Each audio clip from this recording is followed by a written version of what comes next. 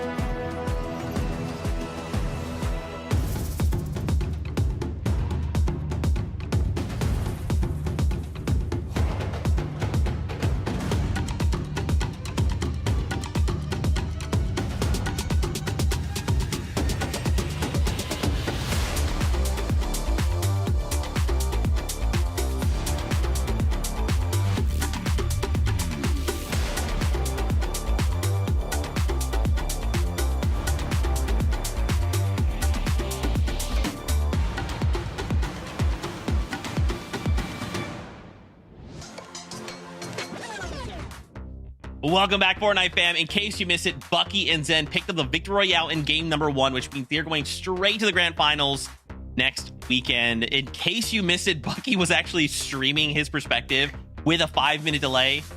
Go watch that reaction. It's ice cold. It's Bucky. It's awesome. Congrats to the duo. Now, of course, we still have a tournament to go, right? We got 4 more games, 4 more VRs to be had. So let's take a look at the leaderboard. Let's see how things are kind of shaping up after that first game. As we kind of look up to the top here, obviously don't freak out. The 1,000 points, that just means, hey, they got themselves a VR. They're moving on. So now we look down. Shadow and Virgo currently with 72 points sitting at the top of the leaderboard. We were kind of hyping these guys up at the start of show. And I mean, to come out with a bang like this and to be first on that leaderboard, that's a pretty good showing, Kelly. I mean, yeah, Vivid's going to talk about it as soon as I'm done talking, but Shadow has just been such a top competitor for so long, and to see them kind of running the low ground right here, playing so well, especially when they're kind of going up against a lot of other big names that kind of were relegated to low ground there, for them to kind of play the side, play it passively, not necessarily go for eliminations like we've seen them do in the past, though, Vivid, and just play out the game, that's what I like to see. Yeah, incredible for them to kind of make it all the way to the end game. We were kind of talking about it after the game ended, man. All of our top teams that we were kind of expecting to do well today were all alive towards the end of that one. And you can see it on the leaderboard. It shows it. Ritual and Adris following up just 5 points behind Shadow and Virgo. And yeah, they were actually just playing that end game very, very well. Like, obviously, we know high ground always does good. Low ground always does good, usually in the past couple of metas. But Ritual and Adris, they were actually playing the majority of this end game throughout that mid ground, just picking up enough eliminations to go ahead and sustain throughout all of that. It just worked so well for them. And they did need a little bit of a solo clutch towards the end because one of them did go down, but just worked out so well. I mean, second on the consistency leaderboard right now. Absolutely phenomenal spot to be sitting. Yeah, it was Adris that went down a little, or I say early. He went down in like zone 11, but Ritual, the way that he played that solo situation really impressed me. When I was watching it around zone 10, they were kind of staying at the front of zone, but then as soon as Adris goes down, Ritual plays the passive playstyle, and that's exactly what you need. Ritual was able to kind of play the mid-ground zone, and obviously when it's just 3 teams left and you're stuck in the middle, there's only so much you can do. But to see Ritual be able to just shift gears so quickly once he loses his teammate is just always what impresses me about him. Yeah, we love Richie on this broadcast, okay? And we will forever. Love to see them. I also wanted to highlight here in third place, Javi and Diminished. Obviously, at the beginning of the show, Kelly pulled out a conspiracy board and we had to cut her off before she got to talk about Javi and Diminished. What are you talking about? But man, to see these guys now in third place as well. I mean, guys, this is looking really good. And I have to say, just a fantastic start. The first game of FNCS back, I love to see that. But talk to me about Javi and Diminished. We didn't have time to talk about them in the beginning of the show, but these guys are currently sitting in third place. That's pretty dang good. I mean, coming out of Heats in first place, although it is Heats, that is still incredibly impressive. They're also landing Dark Dominion uncontested right now in this heat. Honestly, everything is just spelling for their success, Vivid. Yeah, just doing super, super good. One of the other teams that we're going to be watching today, Visual and Braids, of course, well-known duo. It's actually their trio mate in Diminished, right? So when we kind of talked about, or when we kind of mentioned Visual and Braids ending the year with double force in Major number 2 and Major number 3, Diminished was right there with them. So finished the year very, very good last year as Diminished, and then going to go ahead and pick up Javi right here. Not necessarily a player known for any pop-up performances or any notable placements in FNCS Grand Finals, but for some reason, like Kelly mentioned, coming out of the play-ins, they got first place there, so they were the best team kind of coming into Heats. They got thrown into Heat number 1, and kind of seeing them in the end game, they did have that high ground for a split second at the end of that game, so would not be surprised to kind of see them continue to find success in these end games, playing so good. And I just feel like this is such a different tone of FNCS, right? Because normally it's we're just in Major 1, we're playing for Grands, but now it's Grands, yeah, that's pretty good, but there's also a Summit right after that seems pretty good. Maybe I want to try and make that. So I don't know, I think a lot of these teams are thinking the same thing. How do we secure a spot on the battle bus going to the Summit? With that being said, though, we'll talk about that more later on. For now, game number 2 is ready, so casters, over to you. Already things are heating up. A huge battle for the high ground. Multiple teams involved, but congratulations again to Bucky and Zen. But 1 game down, 4 games left to go. Instead of the usual 6, Monster, things will continue to fly by. Yeah, and I mean, the vibes are looking pretty good right now. If you're Adris and Ritual, though, talk about just control, right? This should be a shoo-in for them moving forwards again. at this point in time, they've got everything they need to go ahead and keep pushing through. And Shadow, of course, popping off, and Virgo hasn't looked any better, Jacob. So I'm really excited after seeing game one, as we almost just got a sample of what this Heat, of course, has to offer. Yeah, we saw a little bit in EU where there was like a point threshold where a team, I think in 9th place, went down and they lost their shot at the actual finals through Heat. They're going to have to play through LCQ. So as the day continues to progress, I'm going to be looking at some of those teams on the bubble and how well they hold on to the pressure. But game 2 is here, so let's jump right into it. Heat 1's game 2 is now on the way. You know, the action here was very, very nice in game number 1, is we had about 86 or so players drop just coming out of zone 1. So I'm really curious to see if we'll see 10 or 15 players fall even faster now. Usually, traditionally on NA, Jacob, as you know, game 1's the slowest, but Heat 1 seems to be moving relatively nicely as far as pace is concerned. Yeah, and I think it's going to be dictated all the same here. It's a pickaxe battle, something you don't even necessarily see every day. Shockwaves to create a little bit of distance. Out comes the first AR. Flies is able to get at least one player down weak, but Nut and Prom survive the onslaught. They're able to get the drop to themselves, and those are the fights I wouldn't necessarily recommend, but it also comes with the drop sometimes. I was going to say, that's not strategy. That's just rolling the dice at this point, you know, just whatever happens, how it lands, it'll land. But at the end of the day, hey, they get to continue to do what they've been doing. They made the most out of the game 1, obviously, because they're up in that high 50-point threshold. So it's great momentum for them. Meanwhile, Blake and Preston trying to make the most of their drop spot here at the Latte Landing and actually catch themselves a nice elim. So putting themselves on the board here. Yep, and throughout most of the season, too, Blake was somebody through different teammates that always landing towards Fort Field. And I'm not sure what prompted the change, but maybe if you know you're going to be contested, because that's what history says for someone like Blake, might as well make it worth it. Switch on over towards Latte Landing, so if you do win the fight, you get a lot for it. They already have one elimination, and they're just looking for that solo player, Plezzy, who's just hiding around the corner. And so it's very, very important for Blake and Preston to check all of these corners together as a team so they can at least trade out the shots. Plezzy hits the first. Blake gets dropped down to about 50 HP, quickly slides out the window, now trying to put some damage onto Preston, but that time and moment has come and gone. Yeah, I was going to say, big threat coming out of the shot there, but unfortunately couldn't get the follow-up or lock him up. So this is going to be only a matter of time for Plezzy now if he can't find a way to exit. They've lost him for a second here, so he's been very hard to pin down. It's one of those things to where how much time do you spend looking for him before you kind of continue on with the rest of the game? And for Plezzy, not sure if he's playing for the actual reboot card or to catch him off guard yet again. Missed that first opportunity exactly. Blake is going to be able to stay alive, return back to the scene of the crime, try to land some damage onto Plezzy. Preston gets into the mix as well, and they get that elimination. It may have taken more time that they have hoped, Monster, but at least they got the job done. Yeah, Blake and Preston deserve that elimination there. You can't miss your shots when you're under pressure. We had the one-on-one opportunity for Agers and Ritual, though, like we said, pretty much the most chill duo in this lobby as far as the top pros are concerned. You know, they're all business. No games here. Like what we're seeing, though. Hit their drop in and out and already off to the races here. Look at the highlight for the Ewan, though. This is how they clean up Bluzz here. Too smooth. It's actually good. I thought we were going to see them kind of fly off of Sandy Strip with the blob that they use, with the shockwave grenade, but no, clean, simple, sticking to the game plan, just a different fashion. On over to Painted Palms. Last game, Monster, we saw Rise and Curly actually split this drop. I'm not sure how much that played in a role into them being below the damage threshold for a good portion of the early game, but this time around, it seems like they're refusing to actually split it unless they get forced by some other way. Yeah, I'd argue that this is worth the fight for them. They were in way too much of a stressful situation, given that they, again, like you just mentioned, played it very passively and moved out. I'd like to see them engage a little sooner, not have that early surge issue, and then go for better positioning later. And as we talk about that, unfortunately, Jesus just gets gifted the team that was lurking nearby, so could have arguably earned those points themselves. But on over to Shadow and Virgo here for a moment.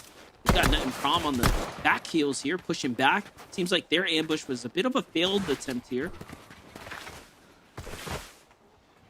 Not bad, but also not too surprising from Shadow and Virgo. They kind of land just south of Frigid Fortress. They go ahead and loot up rather quickly, and then they kind of get options depending on where the zone is actually going. They can stay at their POI if it's moving towards the north, but they also have quick access to multiple mountains on the south side of the zone if it does pull in that direction. They might have to go through a few teams, but it also works in their benefit because they're able to get surge just like you see there.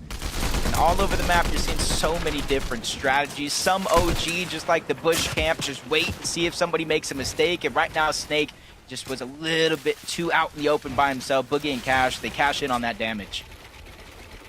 Nicely done for them.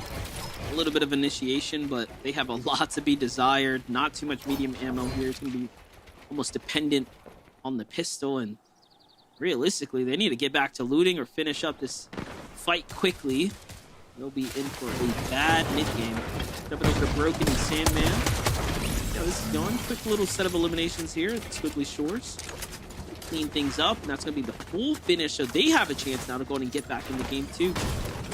Always tell by the lack of builds, of course, what teams have been in extended standoffs, if you want to call it that. Especially a spot like this where you can easily max out your break, 500 mats there, but seeing how they actually were able to pick up that elimination kind of quickly in a 2v1, and that's what happens when you have the numbers advantage. Some teams will back off, let the solo escape, maybe go for the reboot later. Others just simply play aggressive. 3 points per elimination when it's 5 teams getting in through a win, that top 10 going to the leaderboard. Sometimes 3 points. We've seen FNCS decided by less. Agers, Ritual taking Tabname for a little bit of a trip here. Are they going to pull that strategy we saw where they throw him in the reboot van and just hold him down? Oh, no. Is that what they're doing? Do they have that much time right now? What's going on? Are they going to throw him into this and heal him? Okay. Yeah. I like what I'm We're watching. just seeing. And it's honestly, do you give all your strategies here in heats, or are they just trying to put it in a spot that you can't easily grab the reboot card? Because yes, you can still buy it for 500 gold. It's not as easy to come across that 500 gold depending on where you land. I like this too. I like this. Like, oh, you want his reboot? Go ahead and build up there. We'll see you when we see you, buddy. There you have it. So, just like that. I'm not sure what Tapney did to deserve that. You know, I was talking about Agents of Ritual, all business, no games. And I don't know, maybe I just cursed it. It's got to happen at least once. But you have it. I actually did want to see the reboot strategy, though, where you just kind of throw them in, get free damage. That would be great. Maybe it's a little bit too early. We are still in heats, but so much action going down. We see the Agers, Ritual get an elim, Skidler there, get another elim, and it just goes to show, like, hey, if you're one of those teams that land just on the edge of the map, depending on where the zone pulls, you don't really have much time to loot up and get early Storm Surge. And the way these games have been going, I think you said about 86 people up in Game 1 when Storm Surge popped. Well, guess what? Right now, there's 81. Storm Surge is going to pop soon. Yeah, but still on pace, right? Very fast game so far as the action here on the NA region. Bilgen Aoxy, very consistent, smooth team. They've been in so many endgame finals. They seem to have things under control here. You gotta appreciate a team that's just able to kind of farm up good tags, find their knocks, right? And really not have to overexert themselves. They're not even getting greedy to finish up the feeling. So really showing you the temperament, right, of a team that has been in finals before. Looking off in the distance. Avenger Sniper won the actual fight for Wonky Land, but they're having some trouble gaining some traction from there. Couple of reboots and Sniper Dude still by himself. Across the map, Slips, Toronto. Decent performance from Toronto and Slips in Game 1. 9th place overall with 8 elims, with them 6th place on the actual leaderboard. If you're looking at consistency, you know, that was actually 5th place because Bucky and Zen have already qualified. So they just have to stay within this point threshold. And with the zone pulling north, the team in front of them, this is not going to be an easy game for Toronto and Slips to make it through. Good point, man. Having 50 points, you got a huge, I'd say 2 feet in the room, not a foot in the door. You're standing in the room right now because they're on their way. You know, for some, you have the pressure of actually having good points first time in this type of setting. It could be an extra bit of stress that actually breaks you. and Sniper Dude in the same situation. We'll talk about teams that are actually looking really good after game one here. 68 points for this team. Not bad. And they have the Wonky Land under control right now. There is a team there. But I'd probably assume that they have the damage they need. So we'll see if they actually force this fight. It's going to be a thin line that they're going up against. Slept Team Wagers were actually the team that took down Avenger after the reboot. And you can kind of see they're not necessarily fighting for the points, that's bonus, but it's that mending machine over at Wonky Land, so you can either get the patch up or the actual med kits to extend your stay in the actual storm, which allows you to kind of miss out on this kind of chaotic portion of the game, which is why we see so many teams last season and this season stay as long as they have in the actual zone. Up until I think it's zone 5, it is going to be a 1 tick, then it goes to 2, and then it goes to a 5 tick. And Storm Surge doesn't really even give you the warning until 500 damage. And at 600 damage, that's when you actually start to take the sickness. So for the early portions of the game, Monster, it's a very viable strategy. You have to appreciate the lengths of which pros find new ways every season, regardless of the loot pool changes, on how to extend their lives in the storm for longer and longer. So Creon in Dragon, we're doing the opposite of that. Early positioning here is going to play to their advantage. However, no Elins. So this is super important. They land these tags on teams moving by and might even have to overdrive their way into one. There's a minute-half warning now.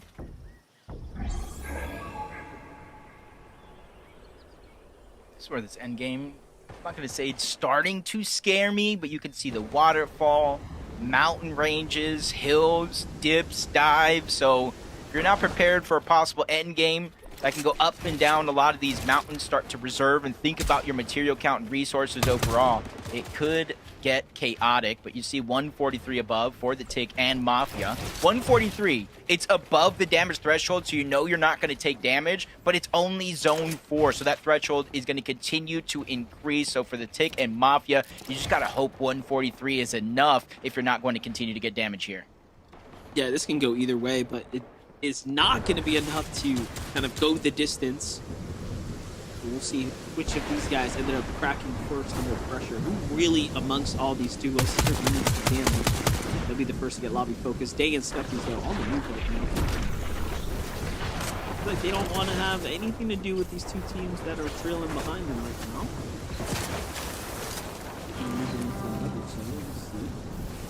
Oh yeah, it is. Gross here. Just picked up his teammate. Oh no, Jesus is having a really hard time with this. He just got rebooted, all of them tagged up. Scuffy's lets his guard down, and that duo from behind insta knocks him right now. And there was, oh no, he was chilling in the bush there, Jacob. Yeah, this is a dramatic turn of events for Day and Scuffy. They were above the damage threshold.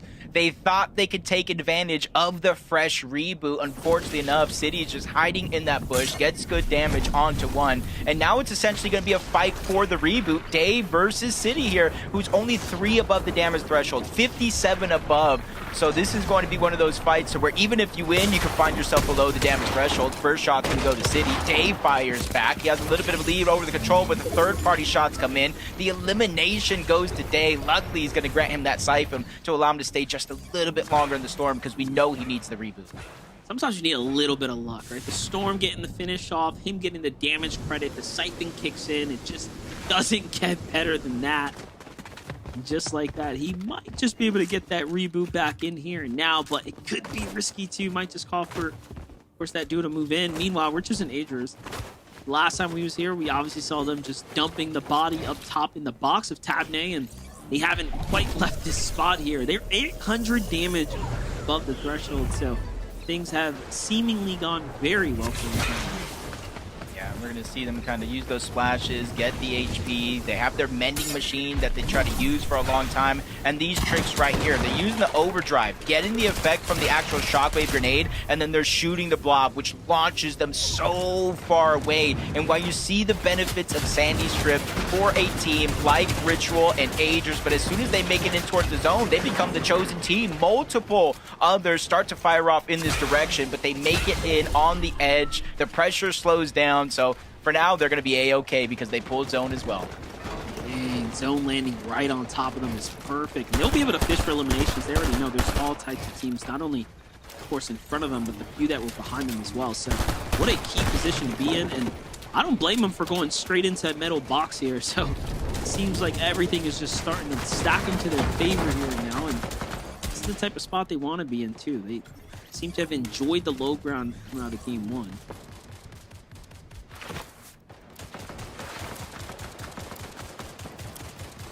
If you kind of look at it from the overhead, there are teams around them, but there's nobody that they immediately need to be worried about. Even though we haven't seen them build up and elevate their position, that's just because they're already in zone.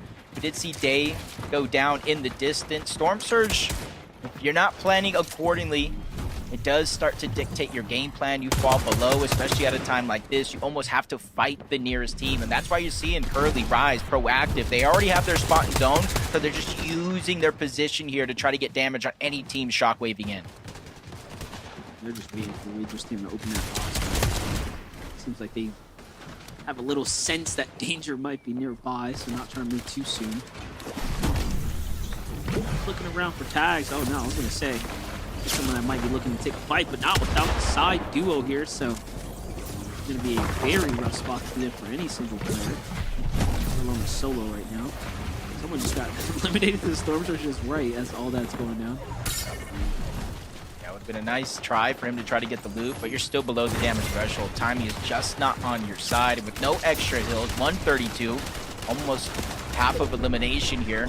Just hoping that somebody makes a mistake that he could try to beam, but now falling 300 below. He has to get in the box. Good damage onto one. Almost gets the knock onto JoJo, but it's not going to last. A few seconds. Storm Surge activates and he goes down. You got to give him the valiant effort for that one. That was crazy, but talk about unfortunate for JoJo and Oxygen. Just the full wrap up too. That timing couldn't have been worse as the fresh metal edit comes through. They were changing layers. But it does tend to happen. I'm back with Virgo and Shadow here. 300 damage above the threshold. No elims for this team, but not going Paradise either. They're chopping their way through these enemy builds here, trying to see if there was any danger lurking nearby. They're trying to move their way into the storm here early now. Seemingly safe here for a brief moment. With a big edit. No shot, though, found in the follow-up. Meanwhile, Curly seems to be controlling a bit of that into high ground to be here. We'll see if they end up being the first team going up for the top. Ages and Rituals POV though. 3 elims right now. Again, another team that has had just quite the phenomenal performance here in game 2. Looking way better than what we saw them in game 1 in game. I like this spot for Got my wow, just seeing Preston get beamed right there, just kind of getting caught off guard. Now Blake as well going in for the loot. He is below the damage threshold, so maybe can kind of use a fight, but against Curly, against Rise, it may not be the duo I'd want to go against, especially now the third-party shots are coming in from behind. The dust have settled for this moment for Blake. He is above the damage threshold, but he is by himself as a solo in 26 place, or 26 teams, I should say, still up. So one more team needs to go down. Placement points will start to set in, with the meat of those placement points coming inside of the top 10. big tag right there. The finish as well. Great refresh there in this endgame here. And talk about that terrain, right? We saw a little bit of that dangerous terrain before, and this is coming up and over that vertical mountain lip there. So giving a bit of an extra problem to go ahead and deal with. And look at this, it's allowing a lot of teams to start positioning super high up now. So this is not looking like your traditional endgame. It's almost like a Zone War endgame, to be honest, off the layers here. Javi and Minish, though, have full control of the situation. Calypso's going to go and get knocked there. They're thinking about possibly jumping in for the finish, for the refresh. Nope, they don't want to give it away. Here comes the choke point from both sides, both angles. Calypso does not get picked up and saved by his teammate. There goes the full finish. Close, but no cigar. Start looking up top. It's the Tickin' Mafia. They're getting a lot of showtime here today. Yep, unfortunately, Oh, Mafia, no. I'm not sure what happened to him. Probably got chopped. I don't see any shield, so I don't think it was fall damage. We'll probably figure that one out later, but the Tick, there's no use complaining about it. He has to figure out what he's going to do here as a solo. Top 23, so many points left on the board.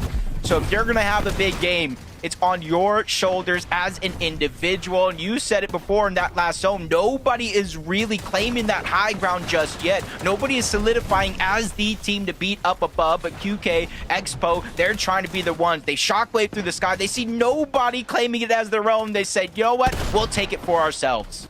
I like what they do, getting immediately to the pressure here as well for the other teams on the mid layers. Exactly how you got to play it. You know what? I want to keep eyes on the tick as well. This is his time to shine here. That game one, like we talked about, there's a few teams that outperformed, right, as they're possibly making their first finals here up ahead. So for them to have a position and opportunity, winning clutch is going to be super important. But Ager's Ritual using that shockwave, not to rotate, but again to give themselves that unlimited stamina here for the rotate. Probably watching it play out there. Pizza coming into hand and going to be the HP heals they need, but it seems like they're going to be having to fight for a siphon here and now. Million materials for Aegis and Rituals. There goes the edit there, Jacob, and the choke point comes through, and of course, leave it to Aegis to find it. Yeah, running dangerously low on material. They know if they're going to make it through the hard portion of this game, top 17 into the top 8 or even better, they're going to need resources. But now both of them missing a huge chunk of HP, all of their shields, but they're still fighting for it. Agers lands a big shot, unable to get the elimination yet. Aminish and Hobby are taking high ground while all this is going down. Agers can't seem to find his way back to Ritual. So now Ritual is going to be left by himself. Curly and Rise, they're getting near that same sort of situation because both of them might be out of builds. Yeah, Curly and Rise were actually the disruptors to the high ground, and Minish and Hobby took full advantage of that distraction, and now they are up here with no problems. And look, Curly's not done yet. He finds an Elim. It was at the expense of Rise, but it's all good. He's got the pizza to stay alive in the game as well here and now. And it's almost a top 5 situation, so plenty of consistency coming out here for Curly now. Who's left in the game, though? Noisy, Neo still here. Creon and Blake are still also kind of in the mix, but it is not looking good for them as Aminish and Hobby have just so much going in their favor here.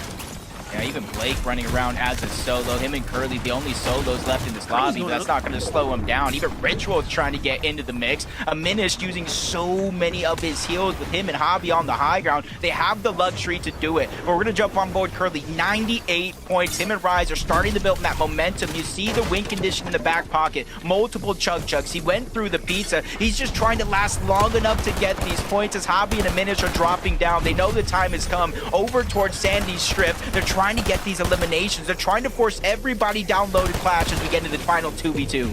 This is it. Noisy and Neo, 9 elims, possibly pushing for 10 or 11 here and now, but this building is just buying them so much time now. You couldn't call a stronger endgame, a weirder endgame for both teams. And look, they both have mats as well, so this is going to go the distance. But if you're Minish and Hobby, this is not what you want at all, Jacob. They don't have heals to really go the further, but Noisy and Neo try to force the fight here up and over to the side. Aminish goes up just to get that visual from up top. Great tag so far, and this is really going any way right now. Yeah, he does a pre-shockwave to make sure Noisy and Neo can't shockwave up. He has the Mythic, so one pump is around any one of these corners, but Aminish is making sure to keep his distance, letting Hobby drop down low, play the Disruptor, but the elimination comes through. That Siphon on him could be the difference. Could you see his HP going up? Neo with just a sliver left, and they have done it. Noisy and Neo have clutched up and stolen that game away from Rise and Curly.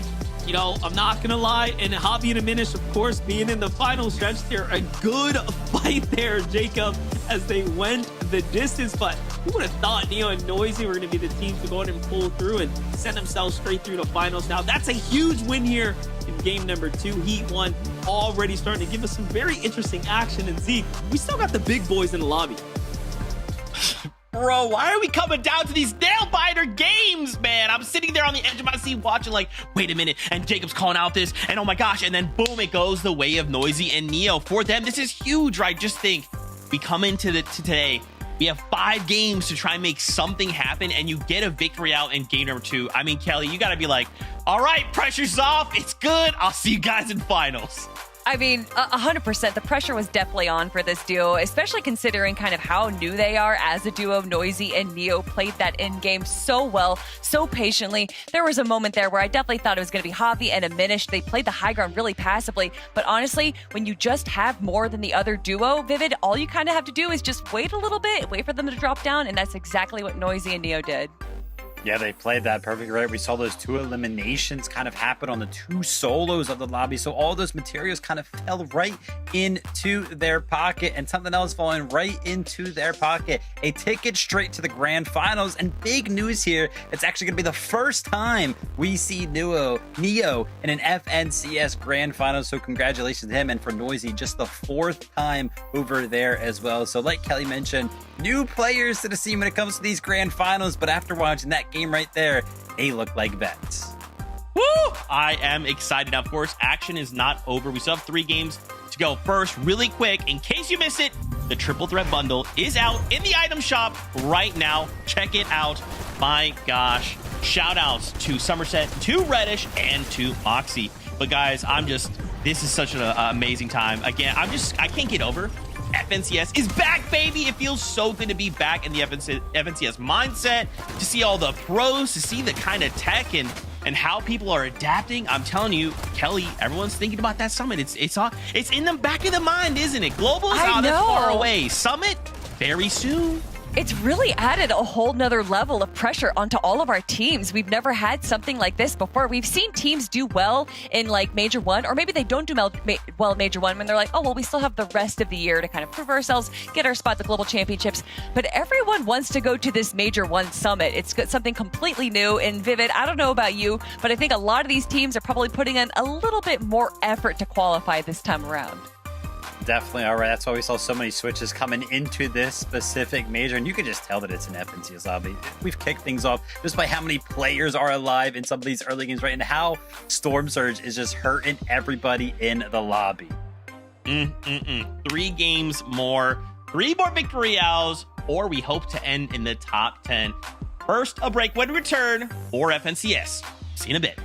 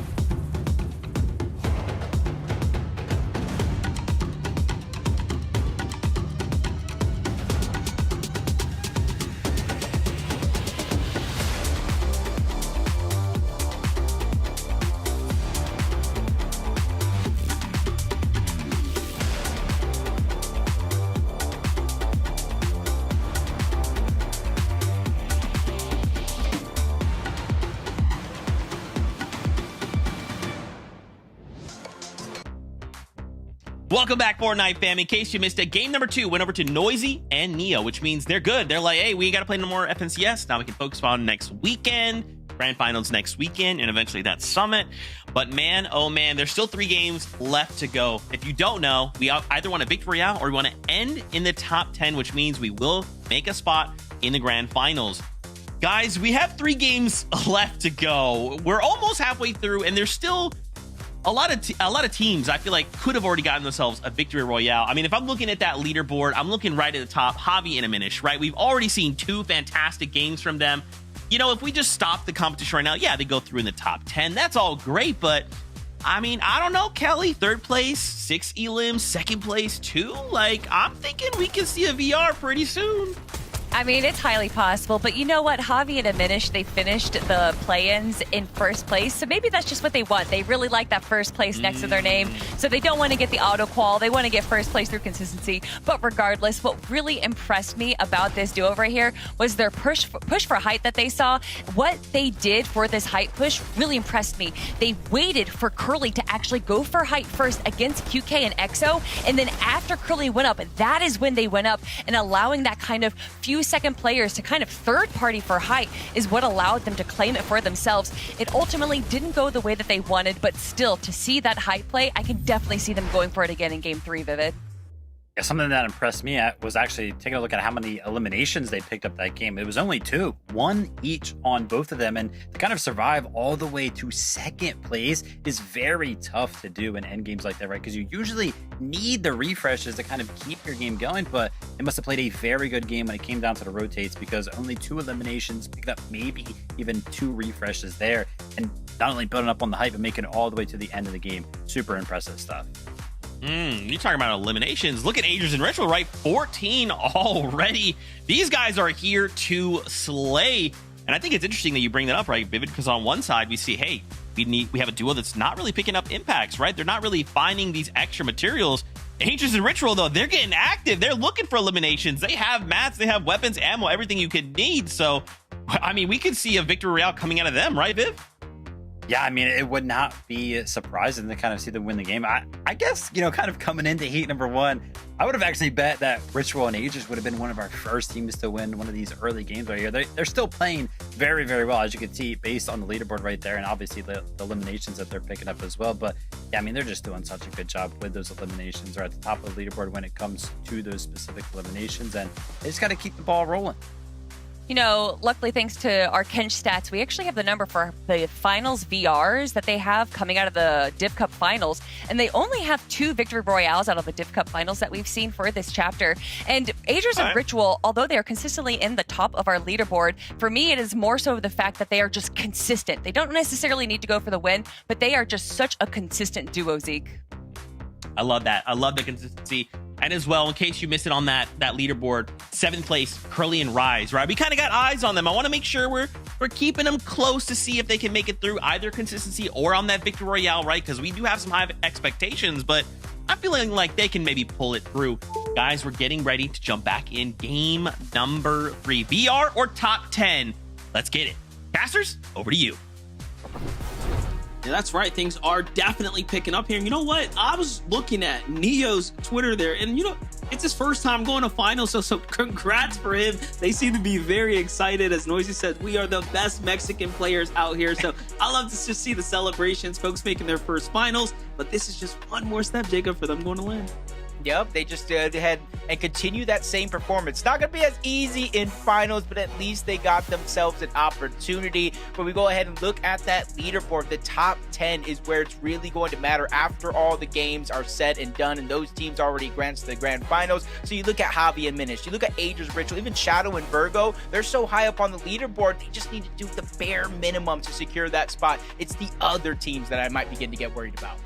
Yeah, if you're already breaking that 100-point threshold, you're pretty much a shoo-in. Seems like you're on pace to make your top 10. And, you know, it's a short day today. 5 games, that's it. 2 already out, of course, as we only have 3 more left, of course, with this one in front of us. So with the battle bus ringing out, Jacob, let's go ahead and go on them one more time. This is essentially the halfway point throughout today's tournament. As Monster said, 5 games instead of the usual 6.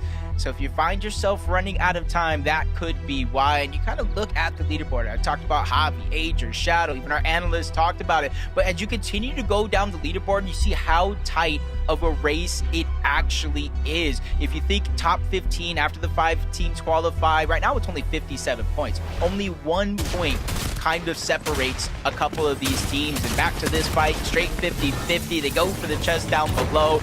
Nut and Braum seem to have this one on lock. And when you get that elim this fast, right, you're beating them to the drop, you're finding that, weapon first essentially and getting the full elim. I mean, it just doesn't get better than that because you're getting your points, you're getting quick damage, and then you get the whole drop. There's just no waste of resource, so it doesn't get more min-max than that. So you jump with Blake and Preston. Just highlighted the fact that the speed of the last elimination. Last time we saw Bluzzy and crew here, Bluzzy was by himself and he missed that shot in game 2. We called him out for it, so you can't make those mistakes when you have that one-on-one opening up. So we'll see what Kin and Bluzzy can do here if they've actually learned a little bit from their last game 2 loss. Yeah, and Blake and Preston, even though they've had a little bit of struggles without their game, they're only 13 points away from that bubble spot and to get into the finals from a contested drop, which is impressive in its own. As the Tick Mafia, they get their 2 eliminations at Humble Hills, so they get the rest of that drop and time here early on to loot up and try to get the rest of what they fought for. Preston goes to try to make a play, lands the first shot. Bluzzy, he's trying to struggle his way back to the other side, but that could be an opportunity to Blake to try to get the sandwich. Definitely nicely done for him to go to make the exit there. Quick dash and counter fire as well. Looking good, but Blake's a little bit more shield to work with now, but no. He couldn't push back fast enough and allow Preston to go ahead and play the side angle there. Well, this is going to be pretty much wraps here for Bluzzy. One more time now. Blake and Preston continuing to flex as the stronger duo at the moment. We're rewarded with the full drop. The northern zone pool as well. No rush for them. What a time to kind of win this one. They get that legendary drop. You can kind of see the POI.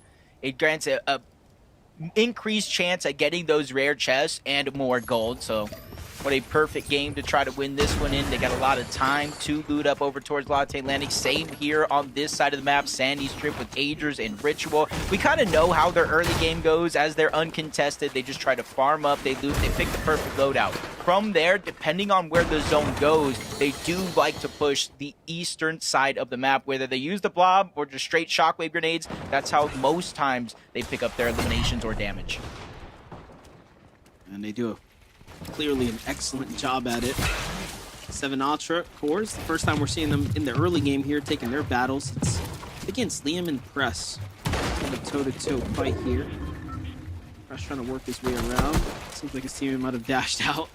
A roll while you're down action here.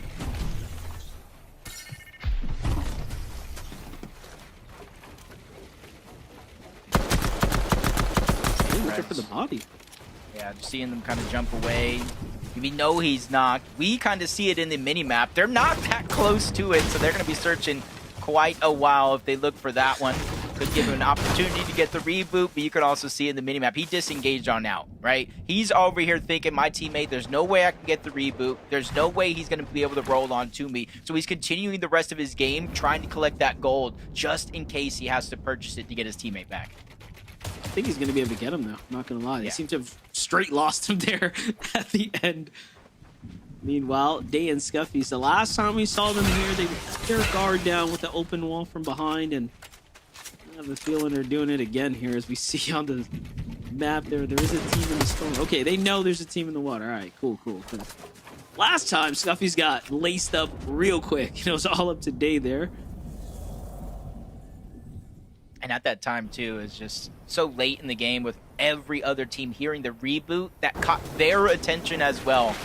So it's just unfortunate for Day and all that timing. But Rise, Curly, back on over towards Painted Palms. And honestly, it's been an impressive tournament so far. Even though it's not necessarily on the leaderboard, Rise has the second most damage in the entire lobby so far, only beaten by Neo. So you know, if it continues in the trend, he might be able to be the #1 player in this lobby. Shadow, Virgo. Virgo is going to be #2 on that list. The players still playing this lobby in total damage. And I'm not too surprised. 250 eliminations in play-in. You kind of see they slow down their game plan for Heats, kind of being diverse in their strategy. They can get eliminations, they can play aggressive, or they can just kind of play to placement. Calm, cool, collected game plan, hope everybody else makes mistakes.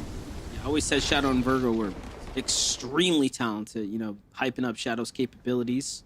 Haven't seen it firsthand. Now you get to see them put their brain to use, right? Treating this like a finals lobby. These set lobbies always bring such a different dynamic, so you have to be flexible. Some, though, this is their first time, right? Like, making it this far in the tournament life cycle. So, 4-7 Ultra in that conversation here. Choked out, though. There's two duos on either side of them. I'm just going to have to pick their poison here shortly. Yora seems to be a solo. Low down there. Let's just play Parkman's duo, actually.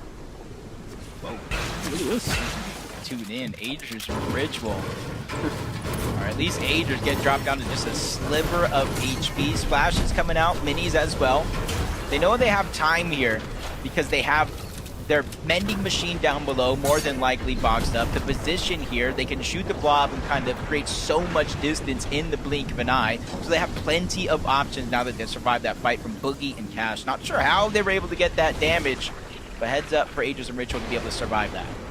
Yeah, you see, you have to have that effect on as well in the shockwave to, of course, get that distance. Yeah. So Blake and Preston, though, back on over to Listen and Aloe for a base down here. We already knew Blake and Preston took that fight here at the Latte Landing, so for Listen and Aloe to just rotate into their drop. I'm surprised they didn't even catch Blake and Preston out. I can kind of see what they're looking at here. I don't see Curly anywhere. I see Rise trying to run. It seems like maybe they got the elimination on Curly. Aloe Listen chasing down Rise, and yes, no knock, so that is going to be a full wipe. Complimenting how well Rise was playing with his damage. I'm not going to take blame for that, Curse, but they are going to go down, and that's going to be a little bit more of a struggle for them. They're 7th place on the overall leaderboard, so they have a little bit of a cushion, but that means no more mistakes for the rest of the day. Yeah, you know, all things considering, you would have thought Curly and Rise were a little bit, I guess, more comfortable on the standings, you know, leaning into Game 3, but they're still in the conversation. This is surely going to put them back. Right now, the pressure's on for consistency. I wouldn't think I'd be saying that today, as that was a team I'd for sure, of course, have as a favorite, if you will. By Frog versus Ultra and Mondo right now. Kind of seeing what teams would have to do here now that Tip Top Terrace is no longer in the game. They just have to go a little bit more north to get the lion's share of their loot, which means teams that used to land over here uncontested now have a little bit more opposition, so it's not going to be as easy as it once was. No elimination yet, but they get forced down below. Quick peek on that shot, but it does look like Mike's just trying to get away, create some distance, go up above, but that's the same thing that's getting him caught out. Back-to-back shots coming out from Ultra, switches targets, hits the other one as well. He is just hitting haymakers up until then. He goes down, leaving Leahy by himself. Like to see it, but Cryptify is trying to hold on right now. Leahy and, of course, his teammate here, Ultra, they have had an exceptional first 2 games, by the way. They're up in that high 60-point threshold, but no, Cryptify actually gets the Siphon there. That's going to give him a massive advantage over Leahy, but he can't quite track him. That Fizz is going to go ahead and give him a little bit of HP as well, so he is actually in the fight right now. As we talk about it, there you have it. Swings around, still hasn't got his elimination, so now he's trying to get it back. Oh no. Let the pickup go through though. That's gonna be a huge mistake if he does. Cryptify's only down to 4 builds here. Little does he know, he's got the advantage right now. He's just gotta keep that pressure up. There's the finish. Tries to take the fight, misses the important tag. There's the follow-up, 121. But no heals now for Leahy. Just the slaps, okay. She almost called that one too soon. The silver I was wrong. I was just saying the silver lining here is the zone's not too far away, but as I look in the mini-map, I see somebody rotating in, and it was my thought that it was initially a solo, but even further down in the mini-map, the duo is there, so they hear all this noise still going down, probably looking at the elimination feed, spotting out and gathering that information and trying to make the play. Leahy is now just getting pushed. He finishes one fight, ends up in another. Sleaze and Atlas are there to clean up one elimination here. They do pick it up, but do they know there's at least one more person hiding out here? It's just so unfortunate, too, because he used the fist to go on and rotate as well, so just no way to exit at that point. Couldn't have timed it worse, unfortunately. Atlas and Sleaze, they'll find themselves some much welcome points here. But if you're Leahy and Ultra, what a setback, right? Being up in that 50 points already, kind of cruising your way through, consistently earning. Now, all that momentum gone for Cryptopod. He's just hiding out. I don't think I saw white somewhere. You know, the last time we checked them, but the zone's right there, so it'd be too much of a problem. About the noise. How much noise and attention is that reboot gonna garner, even if he does get it off? It's Dragon, Creon, 101 inside of the bubble as of now, and this is a team. When we talk about competitors, they're usually at least in the race. You can almost talk about a grand finals appearance. This team deserves that shout out just as good as anybody else. But this time around, you can see a little bit of struggles when it comes to Storm Surge. 70 above. They go up to 127, but Dragon gets beamed. So the Storm Surge falls right back down to 79. And this is the kind of games that these teams are playing. The Storm Surge, the way it works is it's total damage dealt minus the damage taken gives you your net Storm Surge, and that's where each team is ranked on the leaderboard. Yeah, it is really interesting. The cat and mouse here. You want to be the one, of course, chasing, not receiving the damage. You're gonna Dragon push right into Northern's boxes, though. That was extremely aggressive. Doesn't seem to have escaped there. Meanwhile,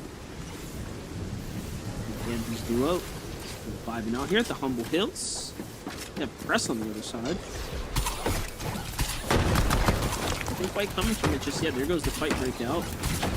Doing fairly well now. When you look at the damage right now, so it's not a fight they actually need. Yeah, they more so just want this team to just leave. Like, they're 400 above. They have the heals. They're waiting for the game to pass them by. But Prez, his duo, Liam on the other side, they're like, hey, we might necessarily need the damage. We might need some resources. Great damage from Liam. Going to cause the knock onto one, leaving Andrew by himself. He is the IGL, so hopefully he has the brain power to get himself out alive, if not get these eliminations, because Prez, he's already weak. We'll see if that one continues, but Creon and Dragon, they're in a tight situation. They're also below the damage threshold. During this fight, they're below, they're above, they're trying to get the elimination. 3 more points. There's a lurker. Not just that one team that they have to watch out for, but so many others that have to rotate in this direction. Yeah, this is a fight through desperation, not choice, and Creon has no idea. This is a fresh team pulling up, and then another one there in the distance too, seemingly shockwaving in, so let's see how much of the situation they've managed to download, digest, and understand here. There's one of those duos that came in out of nowhere. It was Tony. He gets finished there. You see Exist in the background. You see Zenon and Rent here moving in too, so just a lot unfolding all at the same time. Creon and Dragon are the ones that break away with it, though. They get the, I'd say, the bulk of the mats and the bulk of the damage now. They just have to minimize expending anything extra. Yup, they understand it, too. Seems like they want to rotate out. Meanwhile, Ritual, fighting for his life here, finds one. He'll manage to go ahead and have Agers get back and put back in the game here, but this is a surge battle for the GOATs themselves. Yeah, this is going to be tough for Ritual here. He has to make some dicey decisions. Do I keep going for damage, get ahead of Storm Surge, Down some, or try to get a reboot Vance somewhere and hope in the next zone after this when it pulls so far away? 136 points, though. So even if they do go down here, I'm not necessarily too worried for them. I don't think they're going to be too worried as well either. But Ritual, he's not giving up without a fight. Quickly going on over to that drop and see if we can get out of a pizza. Oh, a slap-a-roni pizza. If any item can pop out of that one, that's the one you want. Yep, gotta love the slaps when they show up just on time. So belly's full, shield looking great. Virgo and Shadow, though. Talk about, again, the team that was monstrously running the lobby with Elims. Now just vibing now, barely breaking a sweat in the early game here, turning online when they absolutely have to, and just really allowing that consistency to flex and keep them up on the standings right now. Nice moveset for them, puts them up in great shape here for the end game, and this is just game 3, so we're really just seeing the best of what they have to offer. Coming 10 feet Shadow taking down Dragon. I think Avenger even getting elimination from Wonky Land. Vigil and Braids finally moving in. The edge of the zone, sometimes that's what you got to settle with. We're seeing that elimination here. Shadow, Virgo, just a non-stop action. And that's the beauty about a team like Shadow and Virgo, is when they realize they're below the damage threshold, they can play slow, they can play steady, they can try to get surge on players shockwaving, but they can also go box to box and break their way in and command that respect. Yeah, I really like that. We're starting to see that side of them, right? This is now something, it's not a statement we would have probably said this time last year, but hey, they're putting up the performances and now they're getting the praise to back it up. So love to see that continued development. But for now, Barney, Vertify have the high ground. This is a massive amount of commitment. I dare say myself here, as we're very early into the end game, but they've fully went all in here. And they have the natural high kind of terrain to support them there. Meanwhile, Toronto slipped on the other side, 21 below. But talk about consistency here in these first 3 rounds. No elims just yet, so this is going to be a super critical set of damage they're hunting for here, Jacob. Yeah, I like how you talk about the importance. Right now, I believe they sit on 6th place on the overall leaderboard in terms of consistency. So it's not where you want to falter now. So great heads up play, noticing that team down below and being persistent. Even though it's only 12 damage above the threshold, they were able to get the elimination, and at least they're above the damage threshold. There's other teams in the lobby right now that are going through active surge, having the game played for them. This greed starting to set in now. You start thinking, do I go for it? Barely holding on. We're in the end game. Meanwhile, Ritual's got a lot to work with here as well. It's just solo, but plenty of extra heals. SMG in his pocket there too. Legendary rarity. Zone's already on top of him. Virgo, 10 HP, but makes it to the storm here. Goes with the pizzas first. Oh, and they have extras as well. That's an excellent way to bounce back in the game. So keep that chug for later. Yeah, seeing just kind of the different rotations coming out. Some people using those shockwaves just straight for the effect. Somebody using those shockwaves and just kind of running, letting it boost them the minimal amount. And you saw Blake and Preston there for that moment, using the shockwave just to get from the backside of the zone, flying over everybody to try to land a position in the front. We talked about Vertify and Barney investing early into this here. They do have a good amount of materials, but they get a max pull. So it's going to be a risk if they want to try to keep it if shockwave on over. They got the Flowberry miss, though. They of course, have the Overdrive shocks as well. They both have their own sets, so plenty of mobility here left. I'm seeing max material as well, so I like the spot that they're in, all things considering. They should be able to rotate in here shortly and possibly keep playing for height. See why they wouldn't. Javi and Aminish, though, they took a little too long to make the decision. Javi and Aminish, who gave them an inch, they took a mile. They're the team up top now in full control here. Trying to run that one back here, Jacob, because they weren't content with the 3rd place last game. Even heard Kelly and Vivid and Zeke talking about it. So far, they're hitting for the cycle. 3rd place, 2nd place. All they need is a first. Momentary there where it looked like they were going to get contested, but they did not. They're able to fend off team off as they continue to box out forward. Diminished Hobby, they're in the backside of the zone now, and that 2nd height layer is now targeting them out, trying to get them to expend builds, waste time inside of the zone. Let it take some damage as well. That's 50 HP left, so 5 ticks of damage, but they take no time getting back to the front side of the zone. It was Blake and Preston on that 2nd height that is continuously being that nuisance. It's underrated amount of synergy right there. The jumping as they both just utilize the same builds to get high ground here. No wasted materials. You love to see it. And they just bully off Blake and Preston there. So they are back and in control. Virgo and Shadow, though, 5 healings. Just enough mats. A couple heals here. Now looking for the refresher. Continues to be impressed here by their performance right now in this end game. Leading the charge here. Going through some early pre-built structures. Kind of like that they get the first stabs here. Yeah, they will need the material. Let's see how much comeback they can bounce back into this game. Meanwhile, Visual and Braids are still up as well. The bottom right here. There goes the whole fight too. Virgo's going to go down. Shadow's going to be able to survive. It's Blake and Preston who deal the damage, but the fight does continue. They force Shadow outside of the zone. He doesn't really have much HP, no time to pop the Jug, and he is gonna go down. Meanwhile, on high ground, Moppings and Max out of nowhere, they have taken height, and this is their chance to look down. The Tick, Mafia, they're there as well. You see Visuals and Braids at the bottom, and this is the moment here. 10th zone, going into 11th. You could Shockwave up with that Fizz and cause so much distraction, but nobody is in position to do so. Another down coming in from Expo, leaving QK by himself, along with Ritual here, as they both play the rest of this game as solos. It's going to be one of the most important rounds right now, too. If you're already kind of in the race here, getting another endgame here will all but basically solidify your top 10 positioning. So for some, this is going to be super important. I'm really looking at Mafia and the Tick here, besides, of course, Braids, who's trying to solo clutch, Rituals trying to solo clutch, right? They've done so much already. They're in that conversation. They're very much in the race here. Just kind of taking a wide-eye view at things.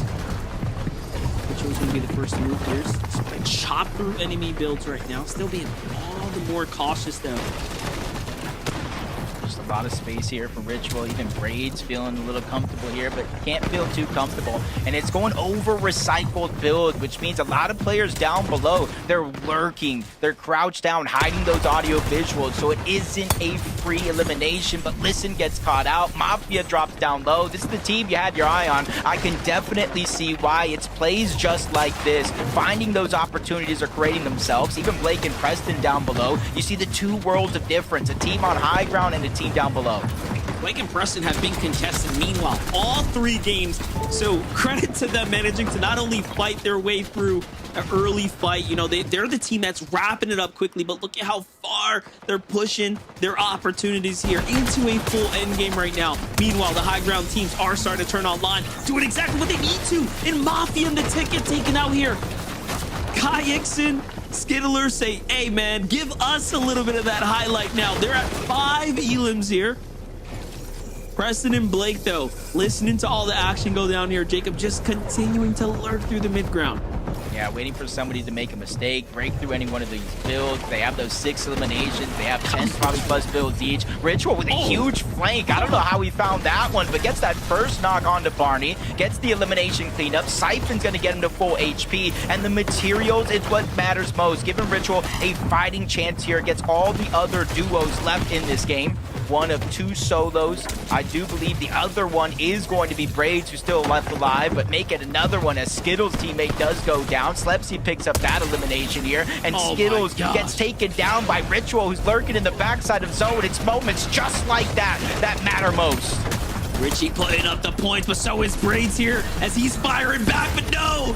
Ritual's done his number 2. 199 points. He sits down. Braids there in the end. Just keeping it interesting for us. Meanwhile, Max, though, mopping. They have the high ground. Can they get the win? No! They lose their opportunity, but now it's a standoff against Blake. I think Blake's done enough to buy himself some time as Preston's already sitting here comfortably healing through the end game. But the heal comes through from the Siphon. Max is just hunting now, and that's gonna be all she wrote as the win there for Max, though. No! I think Storm Sickness kicked in, Jacob. I looked away in a split second. I thought that was a Blake and Preston win, and somehow, someway, Max, due to Storm Sickness, steals the game away. I have never seen a closer call in Fortnite history in my entire life. Zeke, make sense of the madness. Jacob, what do you want me to do? What do you want me to do? Storm Sickness strikes again. Oh, man. Dude, you've got to think in that moment, right? Blake, Preston, they're probably like, this is it, dude. You have it. Like, you have so many heals. And I think Jacob, I was there with you. I was like, bro, there's no way. Like, this is done. It's over. Close the chapter. They're going straight through. Storm Sickness, though. Shout outs, though, to the other side, right? Max and Mopping. Oh my gosh, we got getting tongue twisted here.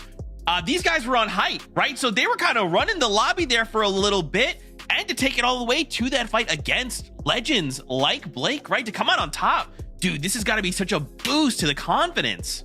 I mean, there was multiple times there, Vivid, where we're like, oh, yeah, it's going to be Javi and Diminish on height. Okay, we're all good. Just like when we thought that Blake was going to win. We're like, oh, okay, we're all good.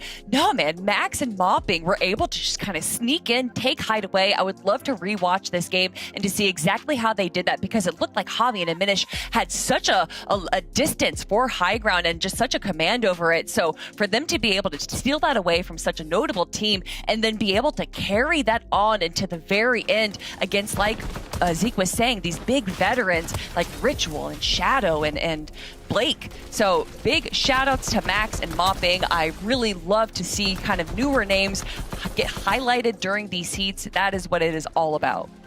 Yeah, I can tell you right now from personal experience, Blink, and you might have missed it. We literally were talking about that. It was like, yeah, Javi and Diminish, they look so good up on the higher ground. You know, we were talking about how well they have done throughout those first 2 games without many eliminations. They just seemingly make it all the way to the 12th zone. They don't really need much. And then it was like, whoa, Mopping and Max, they're up on the higher ground. All right, let's do a little bit of research on these guys. And sure enough, Max, he's made 1 FNCS Finals before. Mopping, this is now going to be his first FNCS Grand Final. So in back-to-back games, we've got a couple of players here on NA and Heat #1 making it to their first FNCS Grand Finals, but that was absolutely insane. It feels like that one got stolen out from under Blake. Oh, that was so close.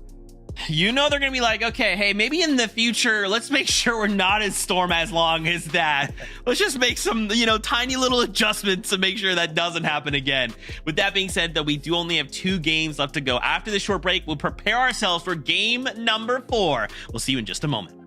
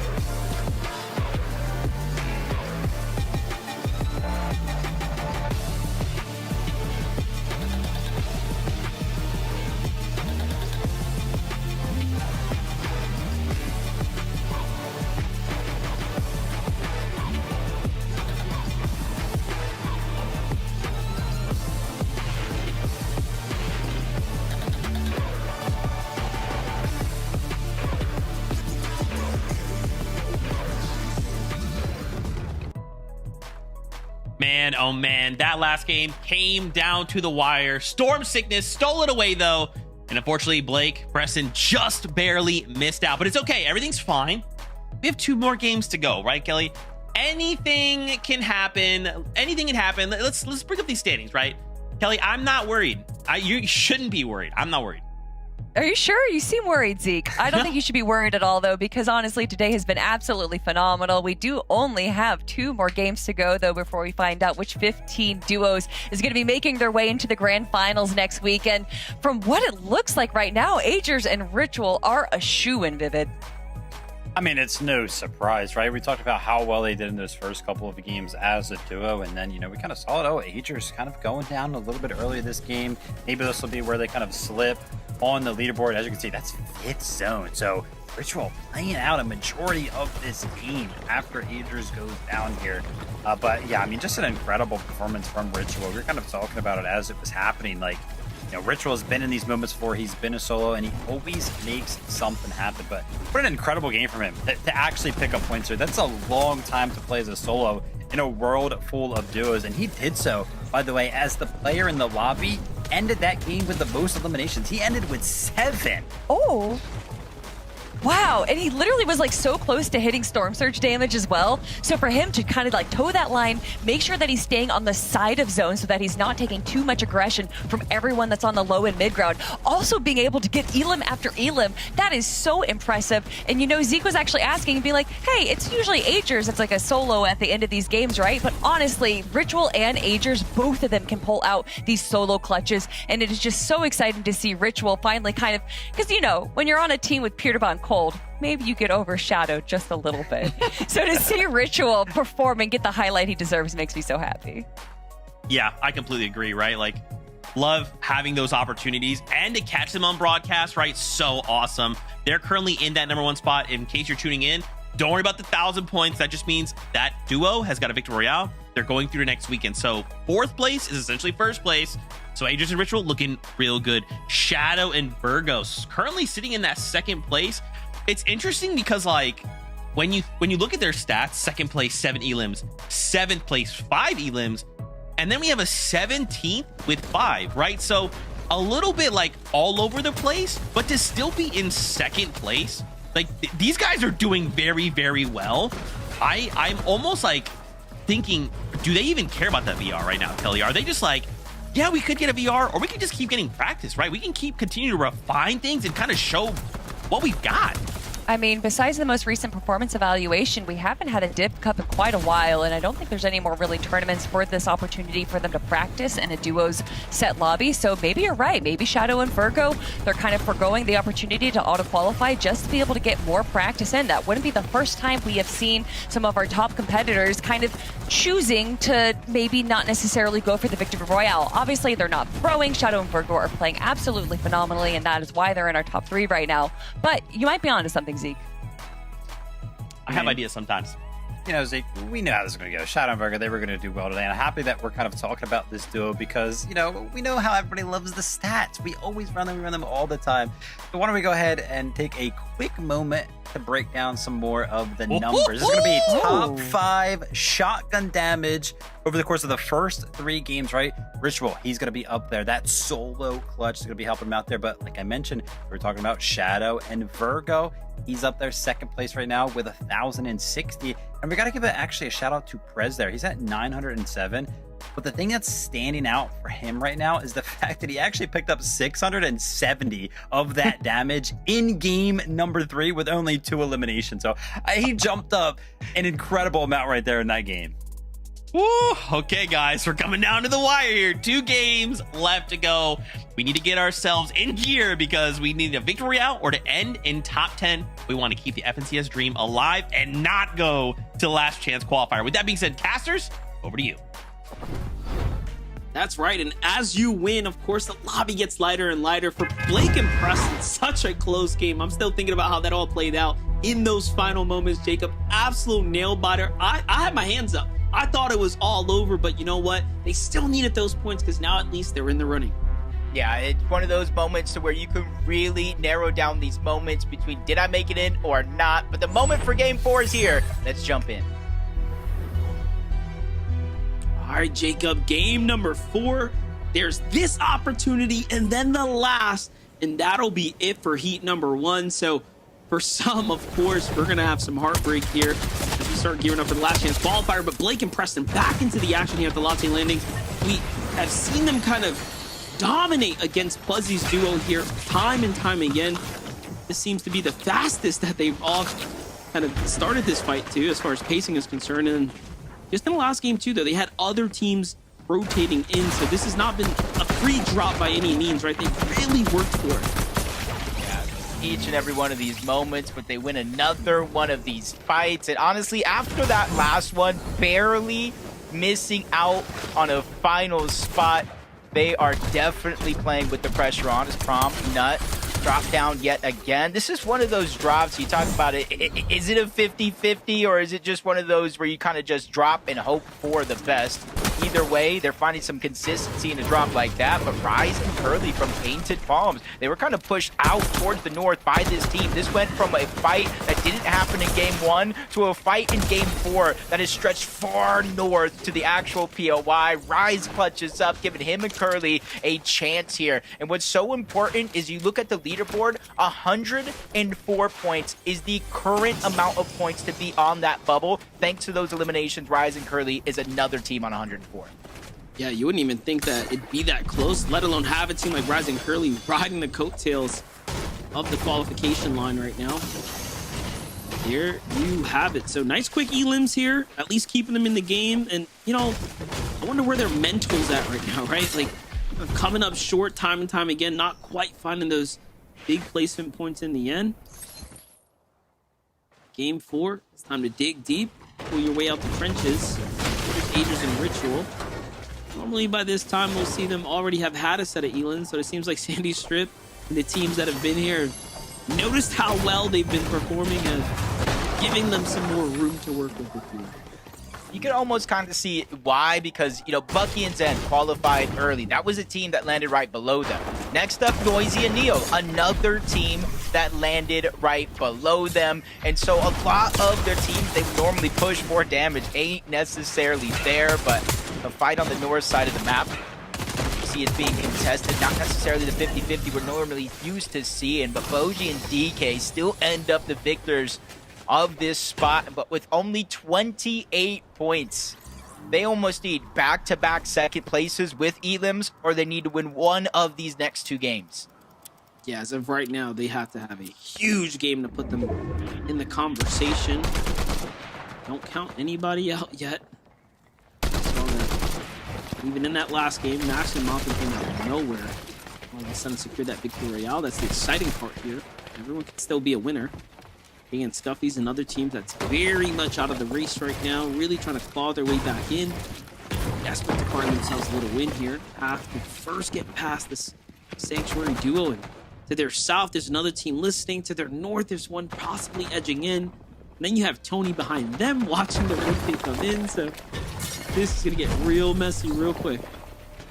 Seeing almost a whole different side of Day and Scuffy's this time around. From a lot of the earlier games, we saw more passive game plan, getting surged from a distance, rotating to the slower side of the zone. This time it seems like they're taking the fight right out of the gates.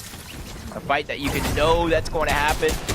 Michael and Cryptify versus their opponents on the other side. Ultra is going to be left by himself because they already cleaned up one elimination here. You see him just trying to hold on, allowing Cryptify to get the double minis off. But this is where now with the numbers advantage, they go to try to make a play, using the gloves to try to get up. It's not enough for Ultra. He's going to go down. And so already with 2 game wins from Ultra and his duo, now to 2 game wins for Cryptify and Michael Frog. Yeah, just going back and forth here. Aegis, Ritual find themselves up against Cash and Boogie here. It's the clash that we saw them be successful in before.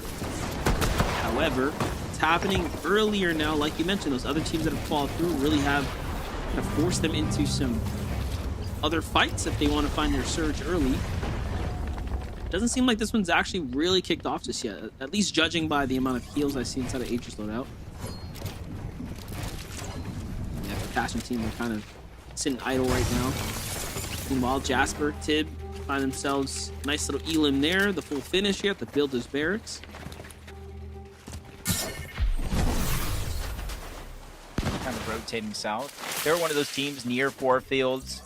Instead of just fighting for the actual loot and the spot and early damage, they say, hey, we have 76 points.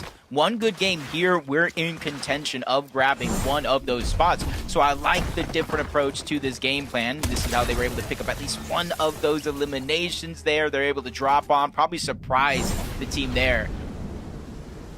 Something that they haven't done in some of those previous games. And this is where you kind of have those tricks underneath your sleeve. You save them for the rest of the tournament, and it kind of gives you that extra little boost that you need to qualify.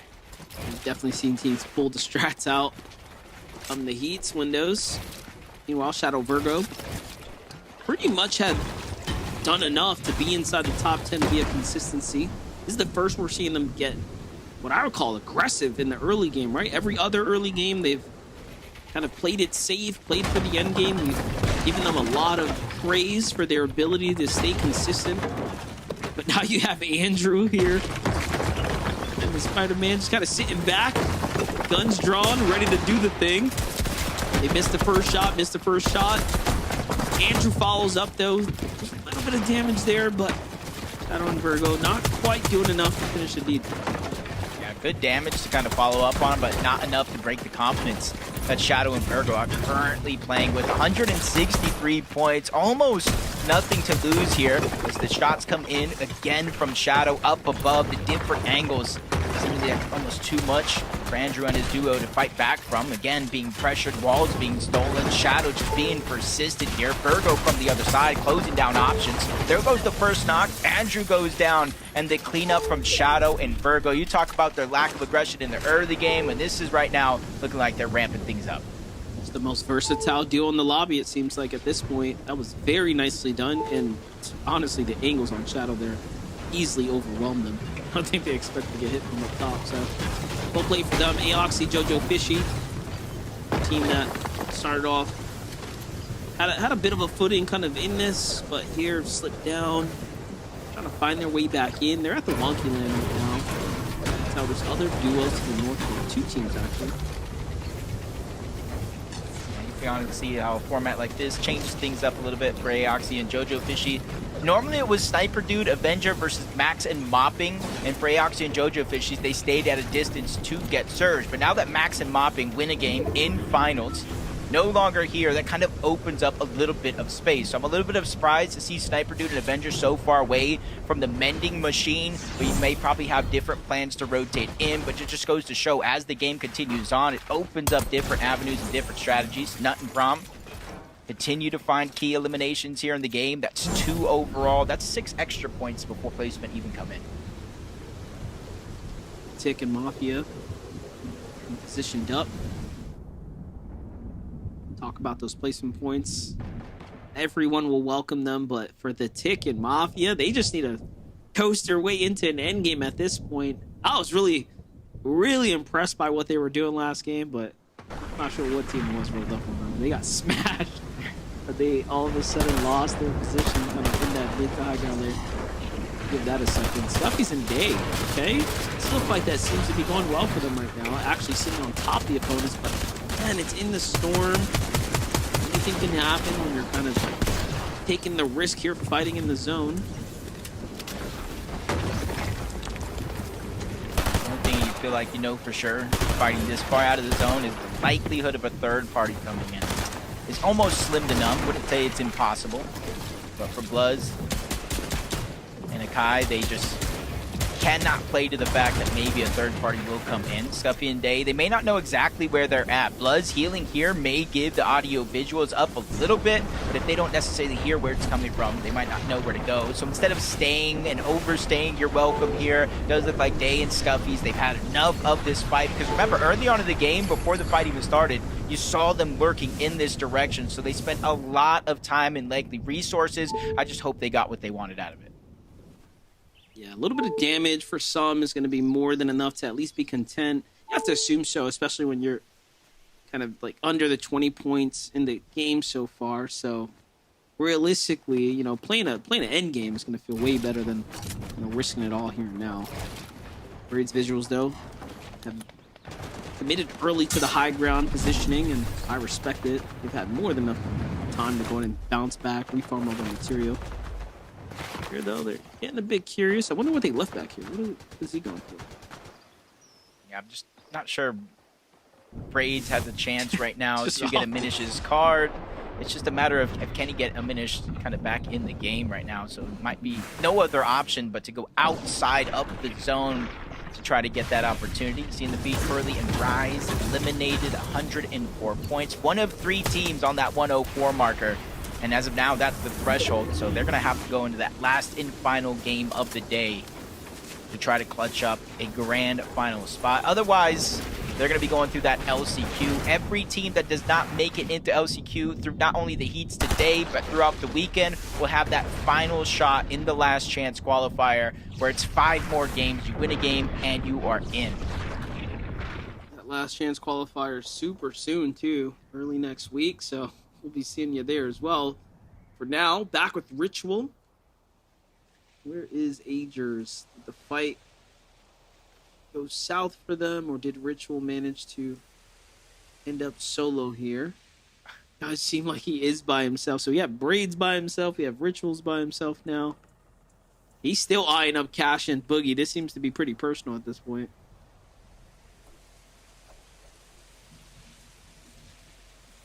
See him just kind of waiting. With the 6 different pizza slices, 5 different shockwaves, there's a vending machine right to his north. It's just all about timing. Whether he has Ager's reboot card or not, you got to imagine they do have the gold, so he definitely has some flexibility, whether you kind of realize it or not. See Sandy Strip behind him, so there's a lot of time left on the board for Ritual to make a play. But even if he doesn't, the way he's been playing as a solo in multiple games so far, I still got to have that confidence in him to try to make things work, because if they're not already qualified with their points, they're maybe just a few more away. Yeah, I mean, last game he surely popped off. In the end game, even by himself. Definitely saw that. Ritual just adding to the highlights. Meanwhile, Blake and Preston just fighting back with the vengeance here. So they got that 2 elims. Preston's getting a little bit of pressure coming in from behind here, but Blake being as cool as ever, bending up, trying to play defense here. It's actually Cash and Boogie tagging them on the rotate right now. Blake, Preston go for the shockwave off in the north side. Meanwhile, Ritual kind of goes back into the storm, right? Going straight for that reboot van here. There is still teams lurking in the storm. This is the dangerous thing about kind of zone 5, zone 6. You know, you never really know, right? People do tend to stay behind way later than you'd expect. Right here and now. Whoa. Yeah, that 37, that's what's really going to scare me, because even with Agers back in the game, they're on a clock here to try to get damage. You talked about other teams in the distance. Visuals and Braids in a very, very similar situation, having to get that reboot back. Don't know where their status is currently when it comes to Storm Surge, but that's 2 teams coming from the north side of the map that might clash as this game progresses. Jump on board Dragon and Freon, 61 above the damage threshold, looking to connect with a few more shots to climb that leaderboard even a little bit more. But somebody trying to make a sneak attack from down underneath. Catch them slipping, but they have that all-seeing eye, so they make sure nothing sneaks its way through. Ritual's back in the game here. Agers that'll back up, and oh, look at this. The prime opportunity. Visuals and Braids, as we knew, Visuals already had to get picked up and saved anyways. They're 35 below, so this is a desperate time to fight, and you can't stay in the zone. I was just going to say, look at the 5 tick right now. We're getting into the dangerous end game of the storm here. Ritual, though, coming in late. Surely the team above them is going to be thinking about whether or not they need to push this team right now. Uh-oh. Braids, Agers falls. Oh, no. Active Storm Surge. Instead of getting knocked, straight elimination. All that hard work from Rituals to get Agers back in the game right out the window, and he's less than 15 seconds away from going down. 39 HP to 24, and it looks like he's just going to wait this one out. He's okay with getting eliminated here, denying at least 3 more points away from everybody else. But Aloe, listen, they probably heard that Surge Strike go down. They probably heard the elimination, and they quickly jump on over to carry up that loop. Look, they actually got the credit there too.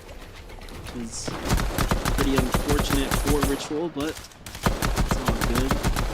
Love the little shout there to the official FNCS outfit. Love to see it. So much happening inside of Fortnite. Plenty to celebrate this weekend. As the community said, Then CS is back. Look at this fight right here. This is a Storm Surge battle on both ends. Hey, don't waste no time here. Y'all need to hit some shots, and someone surely does. I'm not sure it's going to be enough. Vertify is barely in the game there. The Siphon triggers just in the nick of time, but no, he's still 83 below here, Jacob. Yeah, now, yep, 5 tick, trying to catch up and keep up with his own. Barely able to survive, but down to just 1 HP, 31 damage below, and spotted out by everybody north of him on that rotation. That's going to be a big elimination for them. At least they get one more chance, the 5th and final game of the day. They try to qualify for the finals through heat so that they don't have to go through the grueling LCQ. But you can see Javi and Minish getting tagged up on their way there. Over 100 above the damage threshold. That dropped them below 50, but they're still above at least.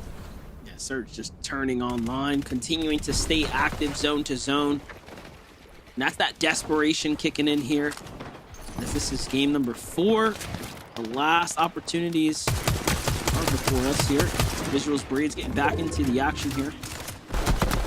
Really impressive though. You have to consider the fact that with Visuals being fully eliminated, right, taking out the game, resetting all that damage, bouncing back in it, now being above it as if they never were below is so impressive. When was the last time you saw Harpoon being I sniped would up like literally that? That feels like a just thinking throwback. that.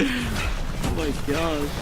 And to just harpoon a slap-a-roni pizza. That just goes to the testament of literally what you're talking about. Visuals down, Braids by himself. A great spot in zone that he had to give up just to get this reboot. And now if you look at their loadout, you would almost never guess they were down in the first place. It's Virgo taking a big shot, forced it back up. Luckily for him, they not only got the elimination, but you can see what they're fighting for. All the loot right in front. A worthwhile sacrifice for them because they're already in towards the zone. More so towards the north side where you see not too many teams are currently positioned. Diminished. He's got the high ground with Javi though. Just on the edge of Storm. I want to see if it's actually flowing this way. That'd be a pleasant surprise since they committed pretty early. Oh, it is. Okay. So, I mean, they don't have a lot of material though to kind of hold this. And yeah, you can see even a Minish here just eyeing up some of that loot down low. Thinking if it's even worth it. Probably not to go down, obviously. However, you have to do something here and now. There it is. Rex's team ends up setting that all up. Here's a replay though. How they found a set of eliminations. Big damage though. Wow. Triggering through. This looks like Javi hit every bullet in that clip, but 1 of 2 shockwaves being used. They have 1 more as a team, and you can kind of see why they're going for that fight. High ground's fine and dandy, but if you don't have the resource to hold it, it could cost you almost everything in a game like this. Multiple teams going from point A to point B, but it's Creon and Dragon that stop with the elevated layer. That could be a threat to their high ground. Goes back. Blake in Preston in another endgame here, but saw that damage coming in. You have to assume it's Javi once again just connecting with that pistol. Meanwhile, Preston back with Blake. They haven't found elimination since the last time we tuned in. There it is. Preston starting to aim up the high ground. That's some good pressure too. Little do they know that high ground team is very desperate on material count right now. Love to rotate here, front side, and sweeping around the outskirts. Yeah, honestly, being in that situation of that last game, coming into this with a whole fire, so you can get the elimination. Javi and Diminish, though, get beat on their high ground. Stolen away for a short moment, and we talked about how much material they expended early on just to get it the first time. They have to give it up. Risen and Aldo perfectly played because they don't even end up in a fight with another team interrupting the mix. They get it all to themselves, but Jojo Fishy and Aoxy, they're not letting that opportunity out of their sight. They put some pressure onto the high ground, trying to chop them down once, but Aldo and Listen, they reconnected, but you can see it's barely being held together by one wall and ramp. And Blake on the low ground actually found the refresh there in the end as well, but look at this, a Minish trying to clutch up so low right now. These are big points being earned here, but he's only got 5 bills left. So does Shadow. Shadow's barely got anything, but he goes up for the high ground. Not quite enough to reach the top there. Down he goes. Meanwhile, lands in a box, and the enemy just slipped out of there. I don't even think he realized what was going on, but Shadow finds another one. Right over it's Jojo there. This is just chaos. Yeah, Big Elim really matters. It makes the difference here at the end of the day. Blake and Preston still trying to control as much of this low ground as possible, but Blake goes down. Disaster strikes yet again. Top 8 situation, so at least half of the placement points have already been grabbed up. So for Preston, it's almost like everything is bonus. Dragon ends up in a fight, beaming from across the map. Creon's able to get into the box, save the day, build to protect himself, but you can see he's fresh out of materials, down to the very last heals as well. Preston looking strong, though, all things considered, as a solo. Still has the chug as well, so has a couple options to play with right now. Dragon and Creon, though, just running out of gas here. They need anything they can find. They see Skittles there. There goes the finish. Okay, so just giving them just enough to kind of stay in the game here. Creon's going to be rewarded with the Siphon. Back into the storm he goes. It's Preston there. Preston with a monstrous shot onto both of them. And Dragon, Creon are just getting hunted down. The finish comes in from the tail end there. It's not Preston's points, but it is still a top 3, possibly top 5 here. We'll see Preston's inside this 3. Yup, looking very solid right now.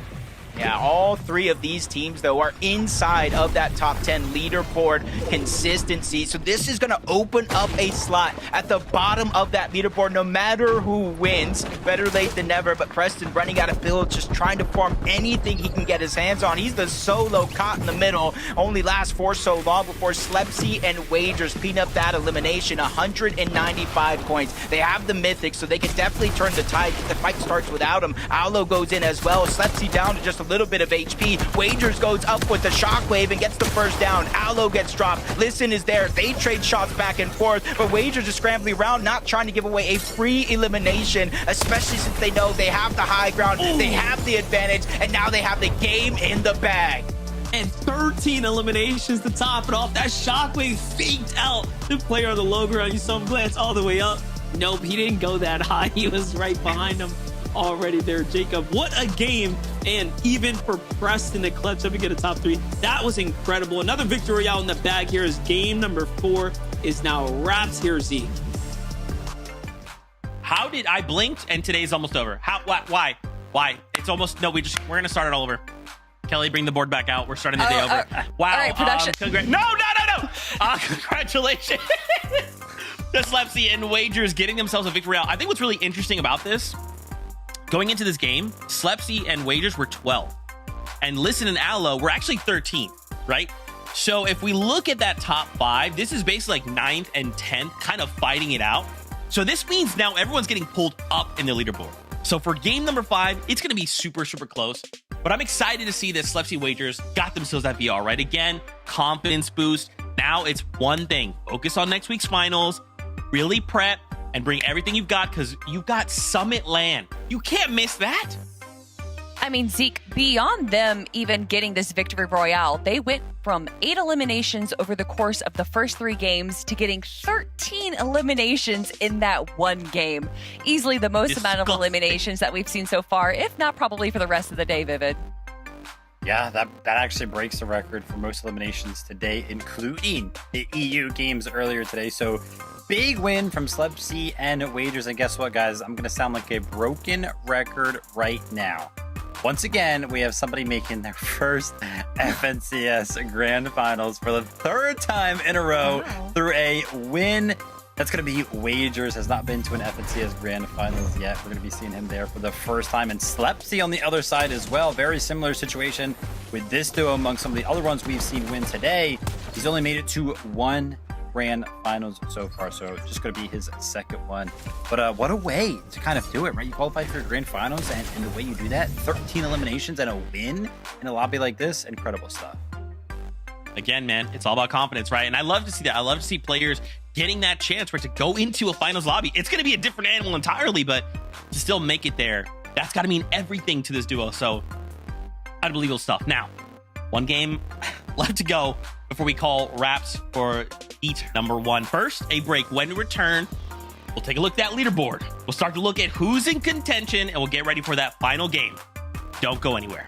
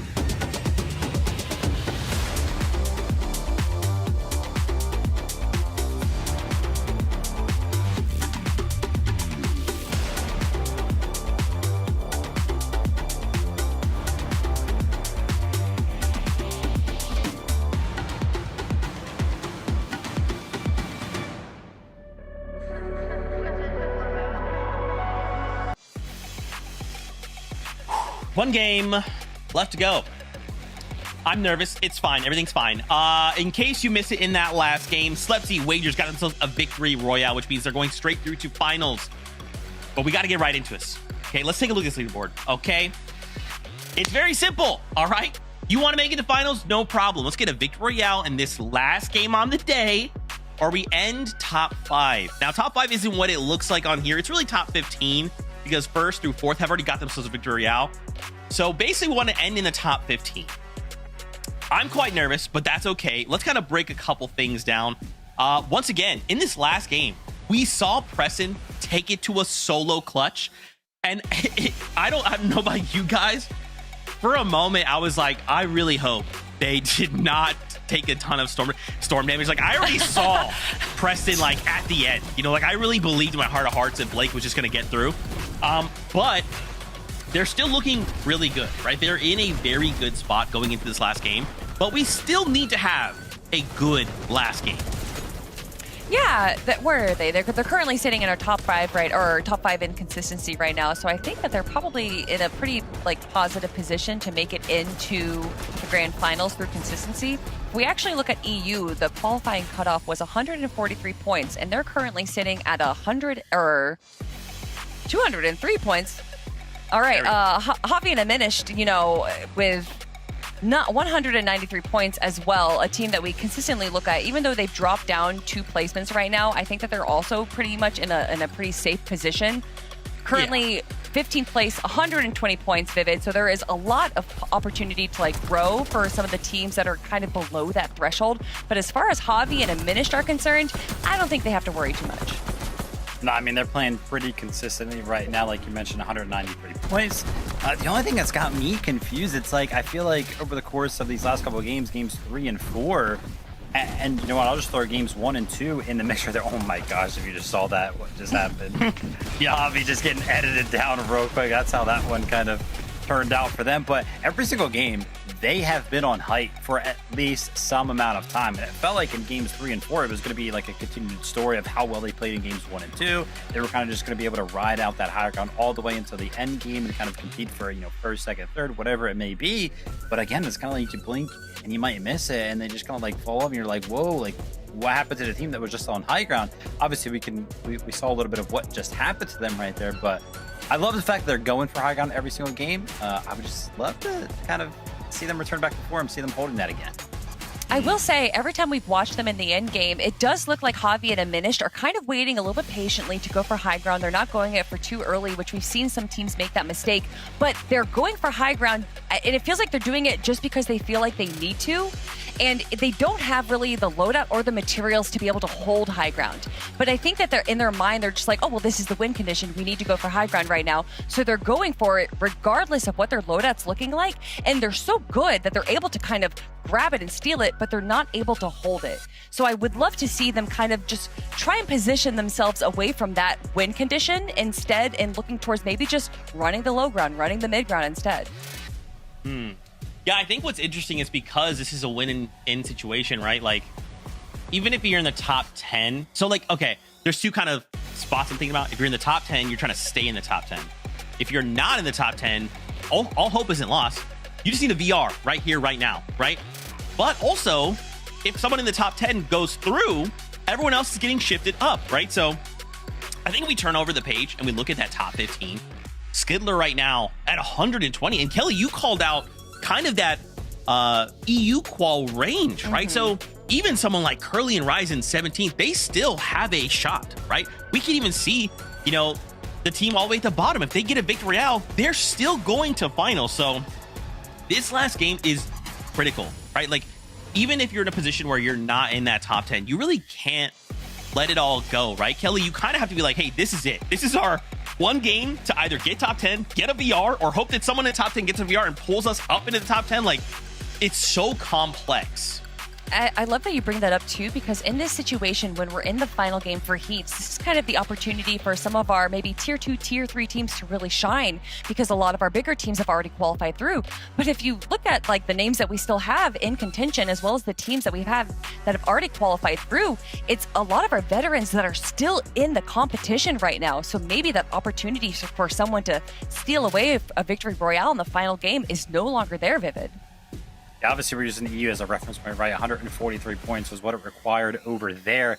I do want to know, obviously, this is probably going to be different over here on NA, but one thing that I would not be surprised to see kind of happen is what we saw over on EU was actually the jump in the threshold. Going into Game 5, top 15 was 95 points on EU, and then it ended up being 143. So that threshold changed by like 50 points just over the course of that last game. So, yeah, even though you're around that top 15 spot, these teams cannot feel safe or secure with their grand finals ticket. Man, oh man, you do not want to take it to the last chance, right? Last chance qualifier is hard. You know, you do not want to take it there. You want to get a VR here or end in the top 10. One game left to go for the last time today. MDF, Jacob, over to you. It's already sad to see, Monster, that we're in the last game of the day. Luckily, we have Heats 2 and 3 tomorrow, but this is the team's last chance to make it in through Heats before they go through the LCQ. And the game is starting. Let's get right into it.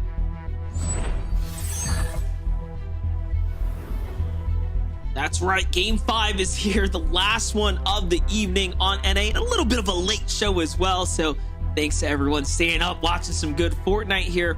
You saw that top 15. Vivid made an excellent point. This threshold is going to jump up by a significant number. And I saw teams that I recognize down there.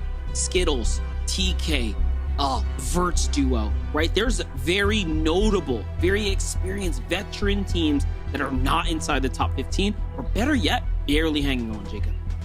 Yep, it's one of those moments to where everything you played for from the start of the year, technically up until now, truly gets put to the test. And right now that point threshold is 125 points. It's obviously going to increase as the day goes on, but Rom, this is one of those teams that was going for that straight 50-50 right out of the gate, right on the drop, and they haven't been winning it. That's why you don't see very many points on them. I like their strategy to switch teams up. With 4 games already done and gone, 4 drop spots open up, why not play yourself out and give yourself a shot? Love it. I love seeing duos have a winner's mentality, not giving up. That's the beauty of like this entire Heats format, the LCQ, situation we have on hand. You really do have a chance. These players scrim, practice, and play all types of other competitive in-game lobbies, and they've won, right? So they know it's all possible. It's just a matter of piecing it all together. And yeah, this may not be the most difficult stage, so yeah, you should be trying to win every single game, every chance you got, regardless of it.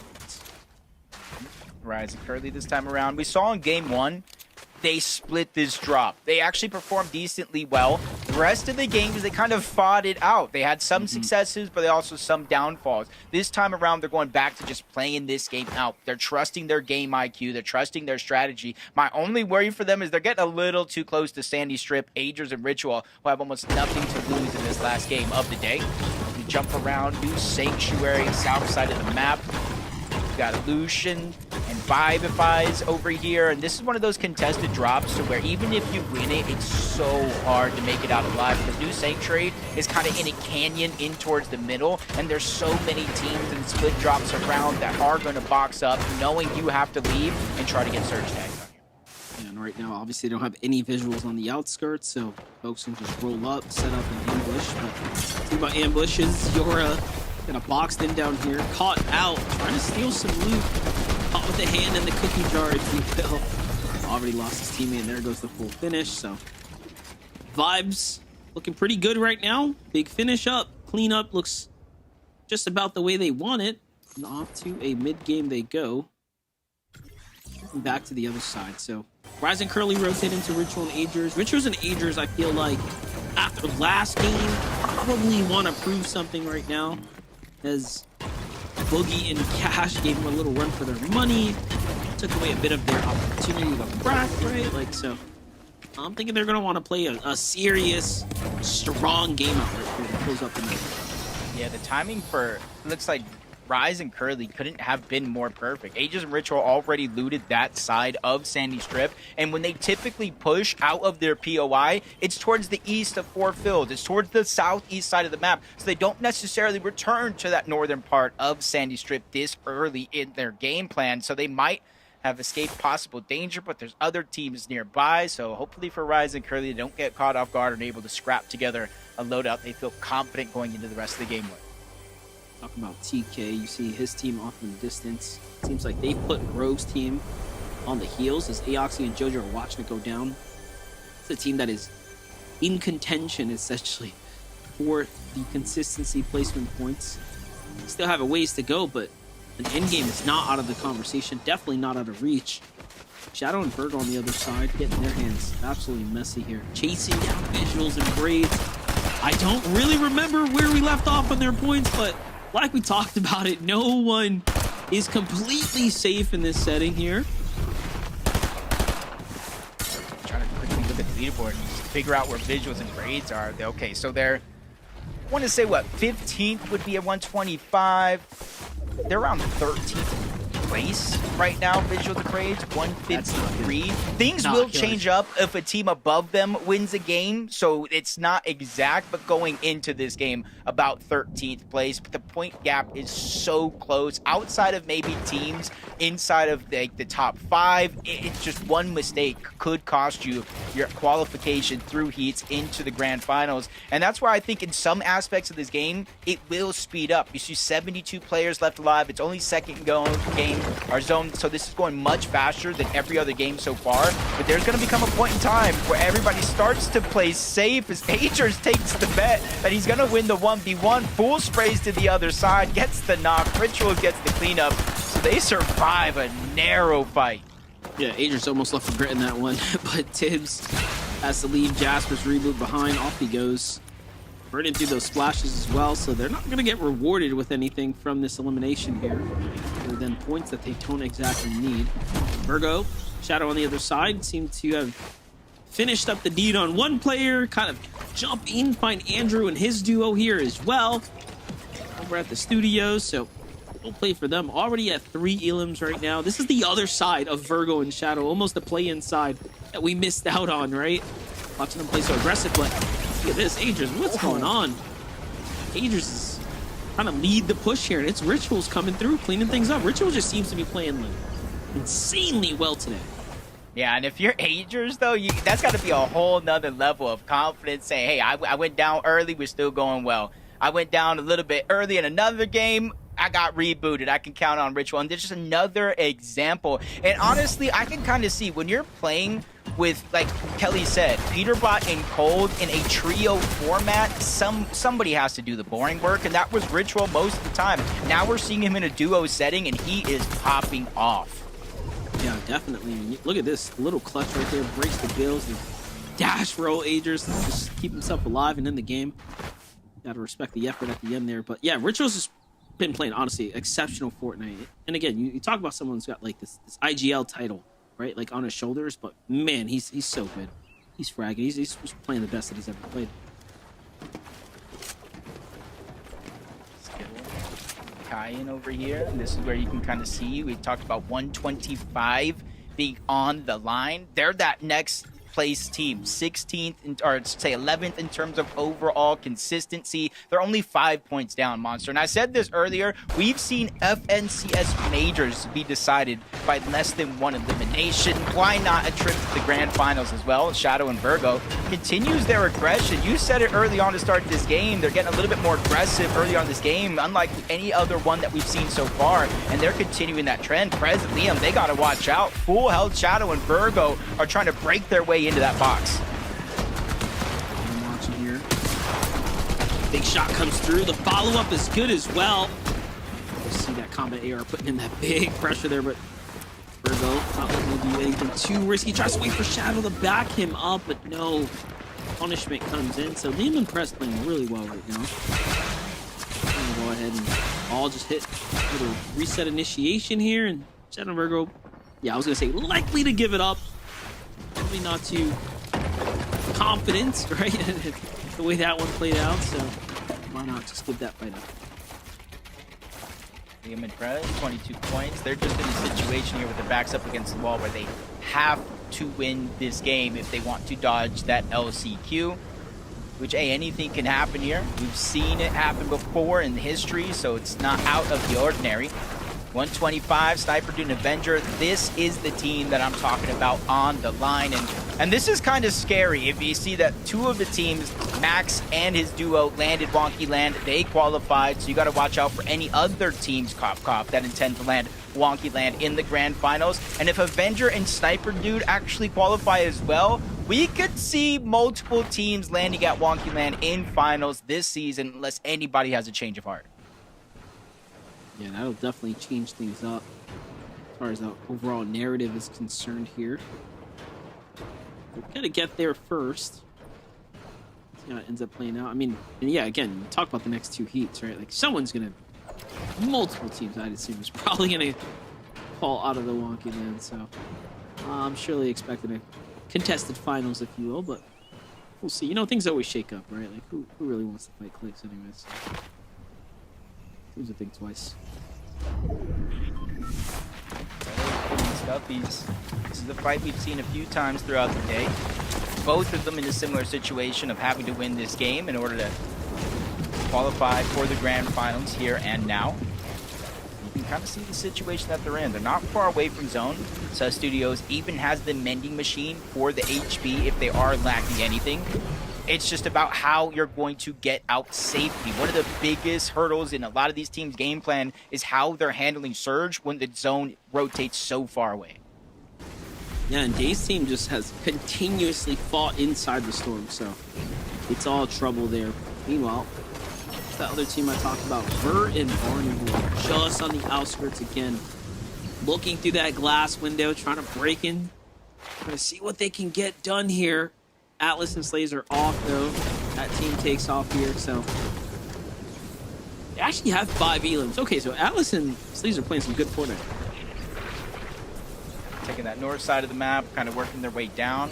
Kind of what we've seen throughout the majority of the day. 43 points, again, another team where we can kind of see the storyline unfolding right before our very eyes. If they're going to make it to the grand finals through heats, going to need a big win. And where the zone is kind of going, I have to make sure I kind of see it fully, but it seems like it's going to be a sort of center zone. You see Dark Dominion there just outside the edge of the zone, so it does have a western lean, but for the most part, as of now, it is centered up. Still 8 zones to go to pull these players around. As you jump on board Rise and Curly, 104 points.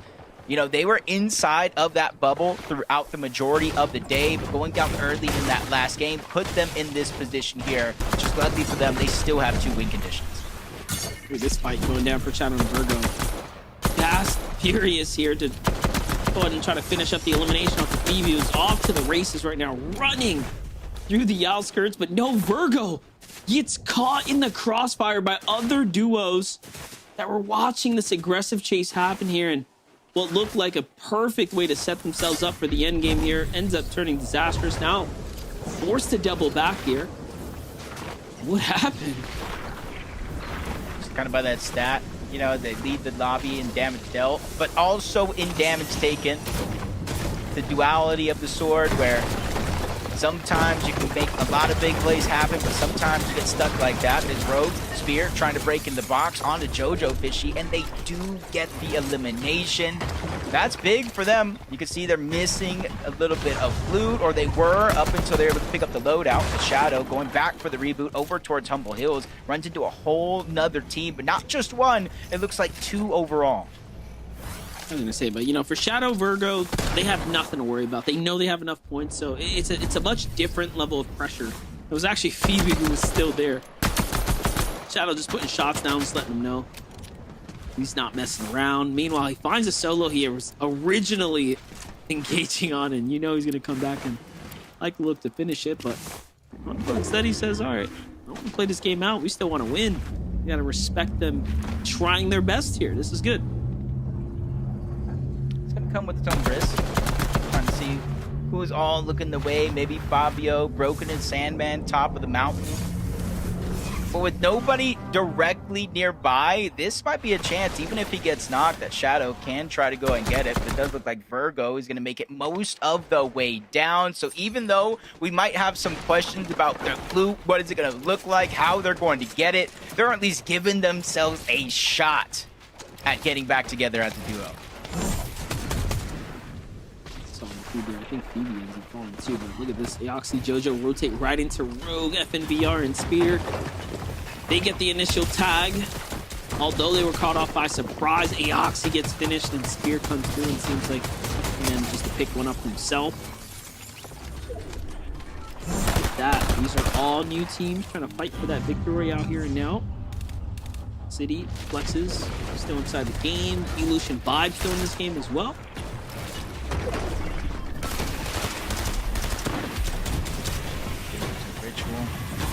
Rotating in 205 points. They're basically going against Blake, Preston, Shadow, and Virgo for the #1 team in terms of consistency. Not having won a game on today, but you're kind of seeing the struggles that Rise and Curly are actually going through. Yeah, they have their loadout, their iron pump, their pistol, 3 slices of pizza, but 50 on the Chug Jug, and you notice that he has this zip line. There's no shockwaves, no gloves. That zip line, it can cover distances quick, but it leaves you at the utmost risk of getting tagged. You're not going to be able to ride it long, so good luck to them if they plan to actually use it. This Shadow, Virgo, south of the zone right now. Action just doesn't stop for them, but the zone favoritism doesn't hurt, given that they just rebooted their way back in. We have Preston and Blake positioned up right above them, just kind of on the mountain here, looking downwards. Virgo and Shadow know there's danger nearby. Saw those teams lurking inside this same building, outside the warehouse. The wide view giving us how many duos are starting to position up around here. Slips in Toronto. This is troublesome right now. 159 points. So they're inside of the bubble when it comes to consistency, but 523 below the damage threshold. Not a vote of confidence at all. Rise and Curly, similar situation, not as drastic, which means that one elimination there is going to get him one step closer to consistency, but also above that damage threshold. Toronto slips. They go from 500 to 438, but that is over 2 full health eliminations here. They need to jump in a box yesterday. Like, it is getting late. There it is. Nice little knockup for Tony. You have another opportunity here. They go for the down body first. Get a couple tags here. Not quite enough to get them out of the fire, though. No. This little brief bit of hesitation. There goes another team getting greedy right here. Are they going to push out of the box? They're going to sit back and blow through what's left of their heals. This might be a huge mistake. I think they needed to go for that that stone wall that was just getting refreshed right there when they had a chance. But hey, the 50-player threshold hits in. They get to buy themselves a little bit of room now. There's a great tag here on the rotate, Jacob. Yeah, damage is absolutely needed. I was going to say, it's not So over just yet. We do need to get down to around 40 players, and all that work seemingly going to waste from 500 to 300, back up to 500, end up in a fight. Good damage, but Slips taking about 150 himself, so it's not really going to move the needle in terms of Storm Surge, but they're continuously pushing themselves to their limits. They push up onto one, but melee shockwaves away. All these opportunities at damage are going right out the window as they still have to cover more distance to get in. Luckily for them, in this moment, Storm Surge is deactivated, but a couple of seconds, it's going to turn right back on. So interesting how it works. You take that damage and all of a sudden you're, again, losing in the exchange, right? You really have to give out more than you receive. Clock is still ticking, though.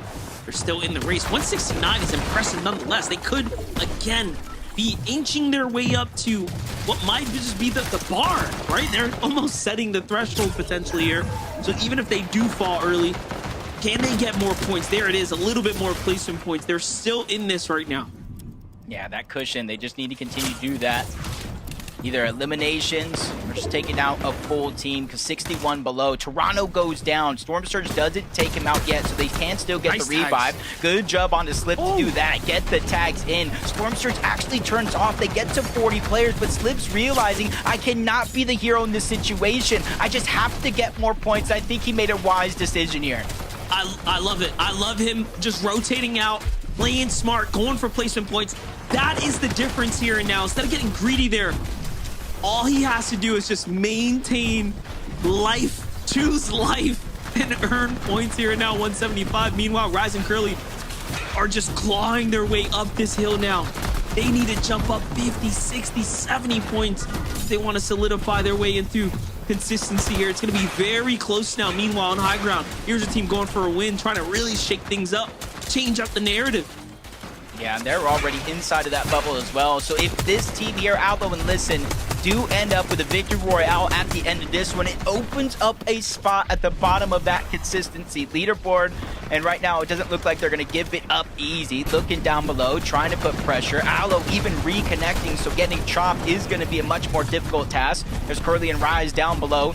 You can see the two different stages. A team up above that has very little to worry about versus Rise and Curly on the ultimate low ground, having to sacrifice HP just so they can get to the front side of the zone. Love the rotate, though. Very nicely done. It's going to position themselves way ahead of the pack here. They're looking like they're cut above the rest, but no, Curly gets caught off on the tail, and a duo jumps right down. And it's Status in higher came there, unfortunately, and now Rise is left as a solo. This is going to be near impossible to try to win. Meanwhile, high ground is just snatched up by Agers and Ritual. They're trying to make a splash here to conclude the night. Fromm still in the game, barely 127 points. He gets shut down. Off to the lobby he goes. His run is now over. Slips, falls too. 188 is how far they managed to make it. Meanwhile, Virgo gets a knock on someone up top, but it is just back and forth. 139 points here for Rise. It's all on his shoulders. We've seen Rise contend for FNCS championships, and now he's trying to contend here just to make it to the actual finals. 147 points. If him and Curly figure out a way to make it through and qualify here in Heats, you got to give him a big thank you. But everybody else still not letting go. Freon, Dragon, over 200 points. They find another elimination, just crushing dreams in their path as they make it up the side of the mountain. Aegis Ritual, they gave up high ground, but only for a moment as they re-chop it down. That's Prez who has to give it up, but up goes Skidler, up goes Cayenne. They're ready to challenge as well. This is like a worst case scenario, right? The teams that are on the line getting this win, pushing you out. Skidler's kind of be the only one left alive right now, so it's not looking good for Skittles. He's got no match. 6 teams remaining. Meanwhile, Javi and Amish. If you're everyone else in the lobby fighting for a consistency spot, this is what you want. You want a team that is dominating to win the game so that a position opens up, so that the threshold is a little bit easier. And Skittles is still in the running right now. And the opportunity here to earn some points. Then you got Agers on the backside here. It's going to come down to who can be quicker on the draw. Wow. It's just going to be Agers. Unfortunately, 171 for him, and puts Agers up just popping off right now here. It's his turn. Yeah, didn't even need the points, but he ends another run, even taking down a Minish. That could have been a fight for first place by itself, but Javi's still alive. Dragon and Creon still alive. Everybody in this game is over 200 points, so somebody at the bottom of consistency has just been gifted a slot. But for Javi, it's about first place. For Dragon and Creon, it's about making a statement. Shockwave coming out from down below. Can't cause too much confusion as Javi does get chopped down. Finally, a chance to fight toe-to-toe as Creon goes up. He takes a huge punch, drop down to 46 HP. Javi having to do the same thing, sacrificing storm damage just to get to the front side of the zone, but his chances might be running out. We're going up the mountain. Pressure coming out from Dragon and Creon as well. He's going to need a miracle to survive this. Javi with the shockwave, and it's not going to be enough. Creon and Dragon not only win that game, qualify for grand finals, but definitely put the leaderboard to the test. Nicely done for them. And once again, if you are someone who is fighting for consistency, Jacob, you're happy. You're smiling. You're saying, oh my gosh, thank God someone with 200 plus points took that victory royale there. Well, from us here at the desk, that's wraps. Game 5 is over there, Zeke. Guys, Jacob, MDF, fantastic cast on the day. My gosh, day 1 of Heat. 1 of a 3-day weekend of Fortnite. Fantastic day. So many incredible things happened today. But like they called out, right? Creon getting themselves a victory royale. They were in that top 10, right? So we're pulling everyone else in that leaderboard up. So now if you're outside the top 10, you're thinking, did we do enough? Did we get those points we needed to make a difference here? And I mean, for again, to shout out Creon and Dragon again, we saw them in that last game, right? These guys were moving and grooving, and now they give themselves a victory royale. So there's even more credibility to the duo, which it makes me excited, right? Because then we take it to a finals lobby, and it's like, okay, yeah, I remember them back in Heat 1. They were kind of cracked. I mean, to add to the credibility of this duo right here, not only are they pretty experienced veterans, but they got a 4th and a 3rd place as well throughout the day. So that victory royale within their grasp throughout the 5 games that we saw, and for them to finally get it in the final day. Vivid, that is how I want to wrap things up for my Heats. Yeah, absolutely. It was not an easy win there at the end at all. We kind of saw the chaos happening towards the high ground, and somehow Creon and Dragon, they were the ones that kind of ended up being the healthy team. Not only, the team up on the high ground, but also somehow healthy in that regard amongst all of that chaos. And there were just so many solos left. Cleaned it up very, very nicely. But Zeke, obviously, 5 games down. We saw who won that one. The big question mark is, though, who qualified? Who was going to Grants? We gotta find out. We take a look at the leaderboard to see. Now, remember, when we look at this, you're looking at the top 15. Those top 5, they're gonna have 1,000 points. Don't freak out, Timmy. It's fine. That just means they got a victory royale. They are going through. So all the way to the top there starts in 6th place. Agers and Ritual coming in first. We kind of knew that, right? These guys were incredible. To see Javi and Diminish as well, only 8 points behind. They were definitely thinking about this like a finals lobby, right? Like I feel like some duos would look to just get the VR and move on, but to kind of sit there and go like, no, we need to practice. If this was a finals lobby, we need to be consistent if we want to place and go to Summit. Well, I mean, if you missed my incredible segment at the start of the show, you would know that Javi and Administer are relatively new as a duo just before Major 1 forming together. So you're totally right, Zeke, having this opportunity to play a few games together and still be able to prove to everyone that there is a reason why they got first place out of the play-ins, to see them perform so well right now. I just love to see it, Vivid. But we got so many big names here. I love that Blake and Preston, who were so close to auto-qualifying, still break it into our top 10. And then, of course, one of your favorite duos, Shadow and Virgo, there as well. I feel like they didn't have like a necessarily pop-off game or anything like that, like I'm kind of used to out of Shadow, but they played consistently throughout the day, picked up 3rd place on that consistency leaderboard, so that's going to be definitely enough to make them go to the grand finals. Also, got to give a big shout out to Listen and Aloe. I feel like their last couple of games were really good, and that follows suit. Taking a look at their match history, the game number 4 was a 2nd place, and then that last game right there was a 6th place. So they got a majority of their points just in those last 2 games. Now that we've talked about all of the teams that are on the first page, Zeke, we know what time it is.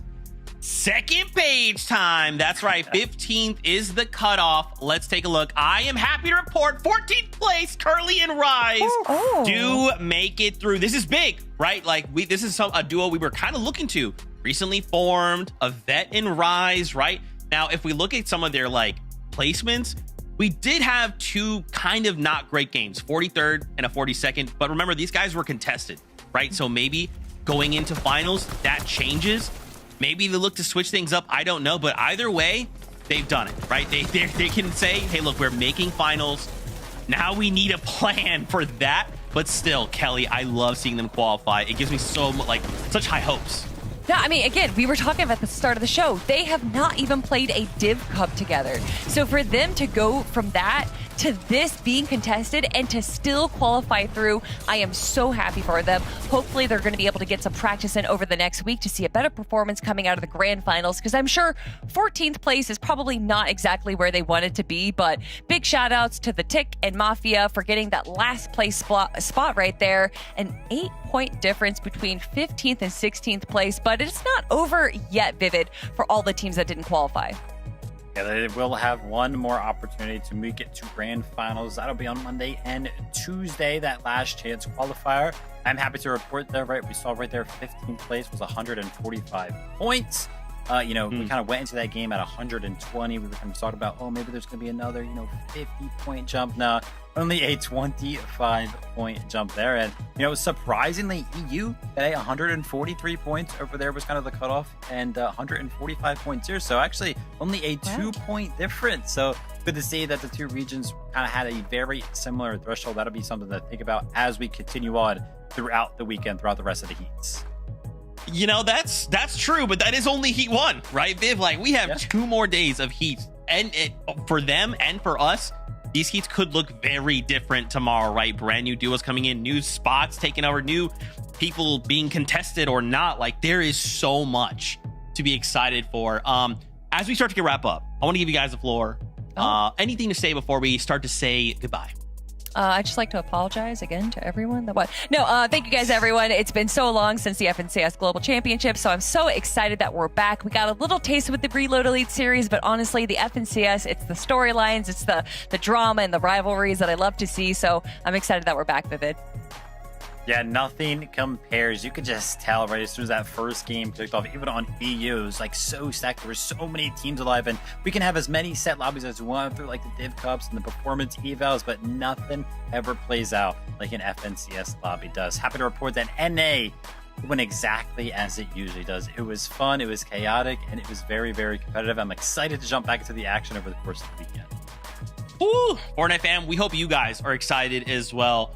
Don't forget, tomorrow we will be back. EU will be before us. They have Heat 2, then we'll come back. Then Sunday they'll go. We'll go 2 more days, and then last chance qualifier, and then finals. So much Fortnite to watch over the next week or so. Also, don't forget, Triple Threat is in the item shop. I repeat, Triple Threat is in the item shop. Absolutely incredible. Check it out.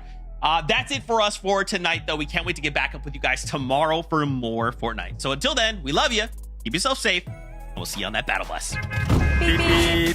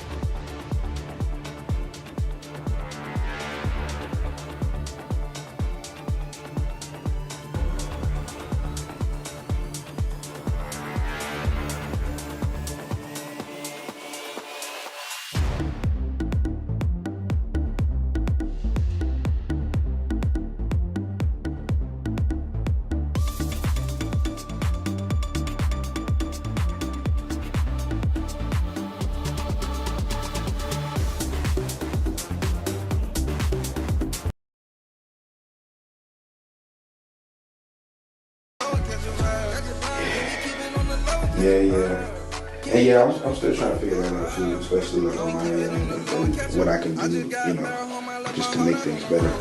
Yeah, because if they're gonna keep, yo.